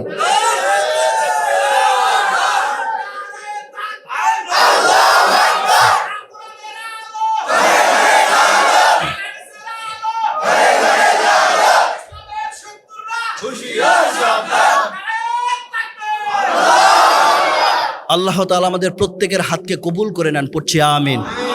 আমার মুসলমান ভাইরা, যে কথা বলতেছিলাম, আল্লাহর হাবিব সাল্লাল্লাহু আলাইহি সাল্লাম বললেন, ওরে আয়েশা, তোমার পিতাকে বলো আমার মুসল্লায় দাঁড়িয়ে নামাজ আদায় করাতে। হযরত আবু বকর রাদিয়াল্লাহু তাআলা আনহু যেতে সমর্থিত হচ্ছেন না, কারণ আল্লাহর নবীর মুসল্লা এ যেন তেন কোনো মুসল্লা নয়। তিনি যেতে ইচ্ছা পোষণ করছেন না। তিনি সম্মানের সাথে বসে বসে ডুকরে ডুকরে কাঁদতেছেন। কিন্তু আল্লাহর হাবিব সাল্লাল্লাহু আলাইহি সাল্লামের একবার গান ফিরে আর একবার গান হারান, আবার গান ফিরে আর একবার গান হারান, এইভাবে তিনি নামাজে দাঁড়াতে পারছেন না। একটা পর্যায়ে আবু বকর রাদিয়াল্লাহু তাআলা আনহু বাধ্য হয়ে কাঁদতে কাঁদতে নবীজির মুসল্লায় গিয়ে দাঁড়ালেন। নামাজ চলতেছে, নামাজ চলাকালীন অবস্থায় সাহাবায়ে কেরামগণ কাঁদতে কাঁদতে অস্থির হয়ে যেতেছেন। একবার যেহেতু নবীজির মুসল্লায় আবু বকর দাঁড়িয়েছে, তার মানে আমরা নবীজির পিছনে ইক্তেদা করা থেকে মাহরুম হয়ে গেলাম। আমার মুসলমান ভাইয়েরা, আমার বন্ধুগণ, একটু মনোযোগ দিয়ে শোনার চেষ্টা করুন, কোনো দিকে খেয়াল করবেন না, আমার দিক তাকান। আমার মুসলমান ভাইয়েরা, হযরত আবু বকর রাদিয়াল্লাহু তাআলা আনহুর ইমামতিতে যখন নামাজ চলতেছে, এমন সময় আল্লাহর হাবিব সাল্লাল্লাহু আলাইহি সাল্লামের গান ফিরল। আল্লাহর হাবিব সাল্লাল্লাহু আলাইহি সাল্লাম আয়েশাকে বলছেন, আয়েশা রে, বর্তমান মসজিদের কি অবস্থা? নবীজির প্রশ্নের উত্তরে আয়েশা সিদ্দিকা বলছেন, রাসূল গো, আপনাকে না পেয়ে, আপনার অপেক্ষা করতে করতে, আপনাকে না পেয়ে, আপনার পূর্ব ঘোষিত অনুমতিতে আমার পিতার ইমামতিতে তারা সালাত আদায় করছে। আল্লাহর হাবিব সাল্লাল্লাহু আলাইহি সাল্লাম বললেন, আয়েশা, আমার মাথাটা একটু উঁচু করে ধরো। আয়েশা সিদ্দিকার ঘরটা ছিল মসজিদের সঙ্গে লাগানো। যখনই নবীজির মাথাটা উঁচু করে ধরা হলো, আল্লাহর হাবিব সাল্লাল্লাহু আলাইহি সাল্লাম জানালা দিয়ে মসজিদে নামাজের দৃশ্য দেখতেছেন। আর দু চোখ বেয়ে বেয়ে টপ টপ করে পানি পড়ছে। আল্লাহর নবীর দু চোখ বেয়ে বেয়ে যখন পানি পড়ছে, হযরত আয়েশা সিদ্দিকা বললেন, রাসূল গো, আপনার কি কোনো কষ্ট হয় নাকি? আপনি কাঁদতেছেন কেন? সঙ্গে সঙ্গে নবীজি বললেন, আয়েশা রে, আজকে যে আমার চোখের পানি দেখছো, এই চোখের পানি আমার কোনো কষ্টের পানি নয়, বরং আমার আনন্দের পানি, বরং আমার আনন্দের পানি। এই যে নামাজের দৃশ্যটা তুমি দেখতেছো, এই নামাজের কারণে আমার কত সাহাবী জীবন দিয়েছে, কত সাহাবী শহীদ হয়ে গিয়েছে। আমি নিজেও তায়েফের ময়দানে রক্তাক্ত হয়েছি, উহুদের ময়দানে দান্দান মোবারক শহীদ করেছি, মাথার মধ্যে লোহার শক্ত হেলমেট গেঁথে গিয়েছিল। এত রক্তক্ষরণের মধ্য দিয়া মহান আল্লাহ পাক আজকে ইসলামটাকে প্রতিষ্ঠিত করে দিয়েছেন। আমার উম্মতেরা যে ভবিষ্যতে এভাবে নামাজ আদায় করবে, তার ভবিষ্যতের একটা ছবি আমার চোখে ধরা পড়ে গেল। পড়েন আল্লাহু আকবার। আল্লাহর হাবিব সাল্লাল্লাহু আলাইহি সাল্লাম একটা সময় তিনি শরীর ছেড়ে দিলেন। হযরত আয়েশা সিদ্দিকা নিজের উরুর উপর মাথা নিয়ে নিলেন। এবার আল্লাহর হাবিব সাল্লাল্লাহু আলাইহি সাল্লাম ডাক দিয়ে বলছেন, আয়েশা রে, আমার মুখটা মনে হচ্ছে দুর্গন্ধময়, তুমি আমাকে একটা মেসওয়াক এনে দাও। যখনই তিনি মেসওয়াক চাইলেন, আয়েশা সিদ্দিকা উঠবেন কেমনে? কারণ নবীজির মাথা তো তার উরুর উপরে। হযরত আয়েশা সিদ্দিকা তার ভাই আব্দুর রহমানকে ডাক দিয়ে বলছেন, ভাই আব্দুর রহমান, তুমি একটু মেসওয়াক এনে দাও, আল্লাহর নবীর জন্য মেসওয়াকটা এনে দাও। হযরত আব্দুর রহমান যখন মেসওয়াক এনে দিলেন, মেসওয়াকখানা হাতে নেবার পরে আয়েশা সিদ্দিকা মনে মনে চিন্তা করছেন, এই যে মেসওয়াকের আগাটা শক্ত, এইটা যদি নবীজির হাতে ধরিয়ে দে, নবীজির মেসওয়াকের আগাটা চিবিয়ে নিতে কষ্ট হয়ে যাবে। এই চিন্তা করে হযরত আয়েশা সিদ্দিকা করলেন কি, মেসওয়াকের আগাটা তিনি নিজে দাঁত দিয়ে চিবিয়ে নিলেন। চিবিয়ে নেওয়ার পরে আল্লাহর নবীর হাতে যখনই ধরিয়ে দিলেন, আল্লাহর হাবিব সাল্লাল্লাহু আলাইহি সাল্লাম মুস্কি একটা হাসি দিলেন। হাসিটা দেবার পরে করলেন কি, যেন মেসওয়াকটা হাতে নিয়ে মেসওয়াক শুরু করার পূর্বে ওই যে মেসওয়াক চিবিয়ে দিতে গিয়ে হযরত আয়েশা সিদ্দিকার থুতুয়ার লালাগুলো লেগেছিল, আল্লাহর হাবিব সাল্লাল্লাহু আলাইহি সাল্লাম মেসওয়াক শুরু করার পূর্বে তিনি সেই থুতুয়ার লালাগুলো চুষে চুষে পান করে নিলেন। পড়েন সুবহানাল্লাহ।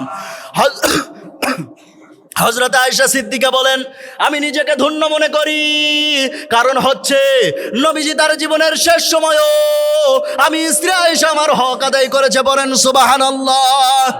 আমার মুসলমান ভাইরা, তাহলে নবীজির শেষ আমল কি ছিল? বলেন কি ছিল? মেসওয়াক। আমরাও মেসওয়াক করবো তো ইনশাআল্লাহ। এ গেল 4 নম্বর আমল। 5 নম্বর আমল একেবারে সংক্ষিপ্ত টেনে এনেছি, কারণ অনেক রাত হয়ে গিয়েছে। 5 নম্বর যে আমল, সেটা হলো নেক ব্যক্তিদের সাহায্য লাভ করার দরকার আছে না নাই? নেক ব্যক্তিদের সাহায্যে থাকতে হবে। নেক ব্যক্তিদের সাহায্যে আমরা থাকবো কি? আমরা এখন যত খারাপ লোক তার সাথে থাকি, ঠিক কিনা? আল্লাহর হাবিব সাল্লাল্লাহু আলাইহি সাল্লাম জানিয়েছেন, মান তাশাব্বাহা বিকওমিন ফাহুয়া মিনহু। যার সাথে যার মহব্বত, তার সাথে তার কিয়ামত। আপনার মহব্বত যদি বিড়িখোর, গাঁজাখোর, ইয়াবাখোরের সাথে হয়, তাহলে তার সাথে আপনার হাসর নাসর হবে। কিন্তু আপনার মহব্বত যদি মাদ্রাসার মহতামিম হুজুরদের সাথে হয়, মসজিদের ইমাম মুয়াজ্জিনদের সাথে হয়, তাবলীগের মুবাল্লিগদের সাথে হয়, তাহলে কি হবে? অবশ্যই মুসলমান মনে রাখবেন, তাদের সাথে আপনার হাসর নাসর হবে। কথা বলেন ঠিক কিনা? আপনার সমর্থন, আপনার ভালোবাসা যদি ওই যে যারা মদের লাইসেন্স দিয়েছে, যারা জেনার লাইসেন্স দিয়েছে, তাদেরকে যদি আপনি সমর্থন দেন, মনে রাখবেন ওই মদের লাইসেন্স দেওয়ার কারণে, পতিতার লাইসেন্স দেওয়ার কারণে, এই যে দেওয়ার পরে তারা যত গুনাহ হয়েছে, সমর্থন দেওয়ার কারণে মহান আল্লাহ পাক আপনাদের আমলনামে সমান গুনাহ লিখে দেবেন। পড়েন না আউযুবিল্লাহ। দলিল কি? আল্লাহ রাব্বুল আলামিন বলেন, মাইয়াশফা শাফাআতান হাসানাতান ইয়াকুল লাহু নসীবুম মিনহা ওয়া মাইয়াশফা শাফাআতান সাইয়্যাতান ইয়াকুল লাহু কিফলুম মিনহা ওয়া কানা আল্লাহু আলা কুল্লি শাইইন মুকিতা। সূরা নিসা 85 নম্বর আয়াত।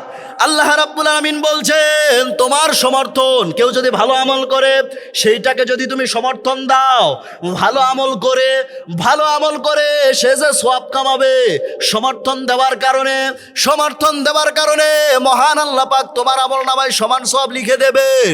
কিন্তু কেউ যদি বদ আমল করে, ওই বদ আমল করার কারণে তাকে যে সমর্থন দেবে, এই বদ আমল করে সে যে গুনাহ কামিয়েছে, আপনি সমর্থন দেওয়ার কারণে, আপনি যে সমর্থন দিয়েছেন, এই সমর্থন দেওয়ার কারণে সমান গুনাহ আল্লাহ পাক আপনার আমলনামায় লিখে দেবেন। পড়েন না আউযুবিল্লাহ। এই যে সামনে আসতেছে সমর্থনের দিন, আপনি কাকে সমর্থন দিচ্ছেন? আপনি যাকে সমর্থন দিচ্ছেন সেই জাতি, সেই গোষ্ঠী যদি সংসদ ভবনে যাওয়ার পরে কি করে, সংসদ ভবনে যাওয়ার পরে তিনি যদি কি করেন, যদি নামাজটাকে প্রতিষ্ঠা করে ফেলেন, এই নামাজ প্রতিষ্ঠা করার কারণে দেশে যত লোক নামাজ পড়বে, ওই যে সমর্থন আপনি দিয়েছেন, দলিল সহ বললাম। ইউটিউবে তখন কাটিং চলে, আমার খুব কাটিং চলতেছে, মানে সভ্য প্রচারে পারতেছে না, অপপ্রচার চালাচ্ছে। সঠিক প্রচারে পারতেছে না, অপপ্রচার চালাচ্ছে। দলিল সহ বললাম, কেউ যদি ভালো আমল করে সমর্থন দিলে সমান সওয়াব পাবে, বদ আমল করলে সমর্থন দিলে সমান গুনাহ হবে। দলিল কি? সূরা নিসা 85। এক্ষুনি আপনি দলিল নেন, সূরা নিসা 85 উল্লেখ সহ বললাম, সূরা নিসা 85। কেউ যদি এই যে আপনি যে দলকে সমর্থন দেবেন বা যে জাতিগোষ্ঠীকে সমর্থন দেবেন, তারা সংসদে যাওয়ার পরে যদি দেশে ইসলাম প্রতিষ্ঠা করে, নামাজ কায়েম করে ফেলে, ওই নামাজ পড়বে এই দেশের মানুষ, আর আপনি সমর্থন দেওয়ার কারণে আল্লাহ পাক সমান সওয়াব আল্লাহ পাক আপনার আমলনামায় দেবে। দলিল সহ পেয়েছেন? দলিল পাওয়া গিয়েছে তো? দলিল তো পাওয়া গিয়েছে, আলহামদুলিল্লাহ। এই বিষয়ে আর যেন কোনো প্রকার সমালোচনা না হয়, খুব সমালোচনা হচ্ছে এটা নিয়ে। যা 18 কোটি, মুফতি আমির হামজা ভাই বলছে যে 18 কোটি নামাজের সওয়াব পাওয়া যাবে। 18 কোটি নামাজের সওয়াব আপনি আগে পিছে সব কেটে বাদ দিয়ে মাঝখান থেকে ক্লিপ কেটে দিয়েছেন কেন? পুরা ভিডিও দেন, পুরা তাফসিরটা দেন। আপনার যদি হিম্মত থাকে, বুকের হিম্মত থাকে, পুরা তাফসিরটা দেন। আগে পিছে সব কেটে বেঁধে মাঝখান থেকে একটা কথা এনে, মানে এখানে পেশাব করিবেন, না করিলে জরিমানা। বুঝা গেছে? এখানে পেশাব করিবেন, না করলে 50 টাকা জরিমানা। এখন যার পেশাব লাগানো, ও ছাতা প্যান্ট খুলে দেখায় চলে যেতেছে যে আমিও মুতিছি। তো এই অবস্থা হয়ে গেছে, ভিডিও সব আগে পিছে কেটে সব এখন এক জায়গায় করে দিয়ে দিয়েছে। এই জন্য আমরা সতের পক্ষে থাকবো ইনশাআল্লাহ। আল্লাহ রাব্বুল আলামিন এই জন্যই বলছেন, বান্দারা তোমরা শোনো শোনো শোনো। আল্লাহ রাব্বুল আলামিন বলেন, ইয়া আইয়ুহাল্লাযীনা আমানু তাকুল্লাহা ওয়া কুনু মা'আস সাদিকিন। হে ঈমানদারগণ, নির্দেশ দিয়েছেন কাকে? বলেন, নির্দেশ দিয়েছেন কাকে? ইমানদারদেরকে আল্লাহ পাক ডেকে ডেকে বলছেন, হে ইমানদারগণ। কথা না বললে বুঝাই কি, কাদেরকে ডেকেছেন? ইমানদারদেরকে আল্লাহ পাক ডেকে ডেকে বলছেন, হে ইমানদারগণ। আল্লাহ কিন্তু এখানে বলেন নাই হে মানুষ জাতি, ইয়া ইউহান নাস কিন্তু বলেন নাই। তার মানে এই নাসের মধ্যে কিন্তু হিন্দু বৌদ্ধ খ্রিস্টান নাই। এই এখানে যে ইয়াহুল্লাযিনা আমানু বলছে, এর মধ্যে কি হিন্দু আছে, বৌদ্ধ আছে, খ্রিস্টান আছে, ডং সং সারাল চন্ডাল অন্য কেউ আছে? কেউ নাই। এখানে আছে কারা? ইমানদাররা শুধু আছে। কারা আছে? ইমানদাররা আছে। আল্লাহ রাব্বুল আলামিন বলছেন, ও ইমানদার বান্দা বান্দিরা শোনো, তোমরা কি করবা? ইয়া আইয়ুহাল্লাযীনা আমানুত্তাকুল্লাহ, হে ইমানদারগণ ভয় করো কাকে? আল্লাহকে ভয় করো। ওয়া কুনু মা'আস সাদিকিন, এবং সত্যবাদী লোকের তোমরা সাথী হয়ে যাও। পড়েন সুবহানাল্লাহ। সত্যবাদী লোকের সাথী হওয়া যাবে তো ইনশাআল্লাহ? আমরা সত্যবাদীদের সঙ্গে থাকবো। এগুলো 5 নাম্বার আমল।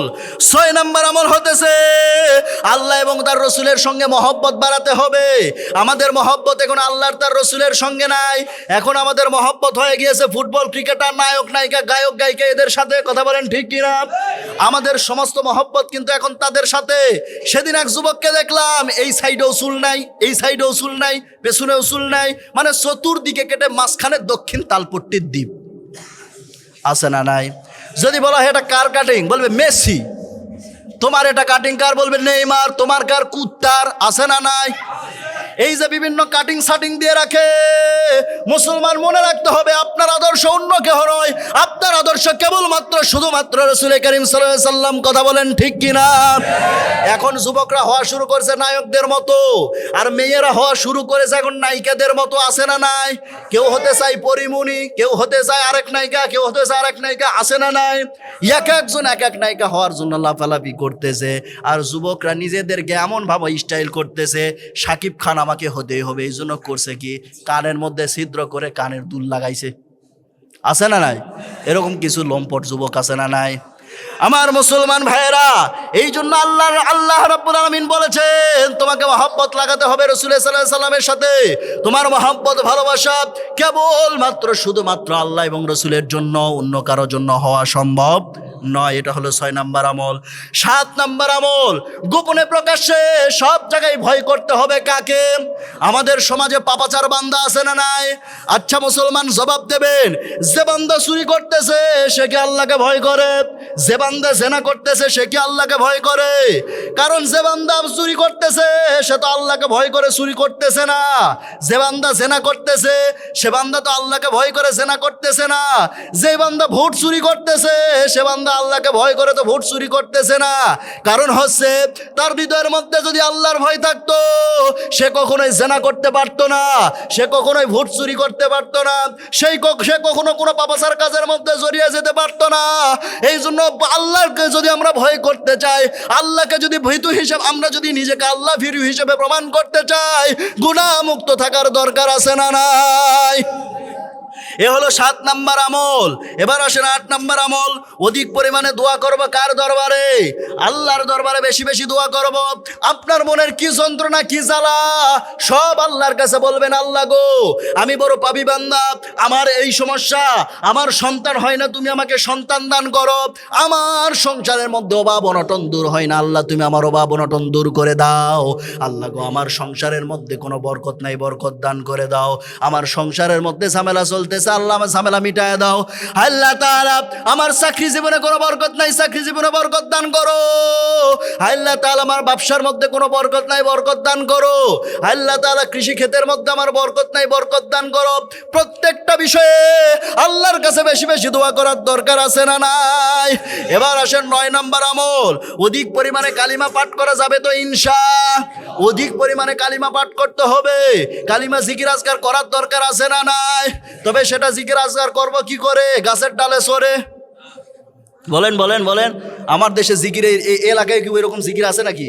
গাছের ডালে চড়ে চড়ে লাফায় লাফায় জিকির করে, আছে না নাই? নাই তো।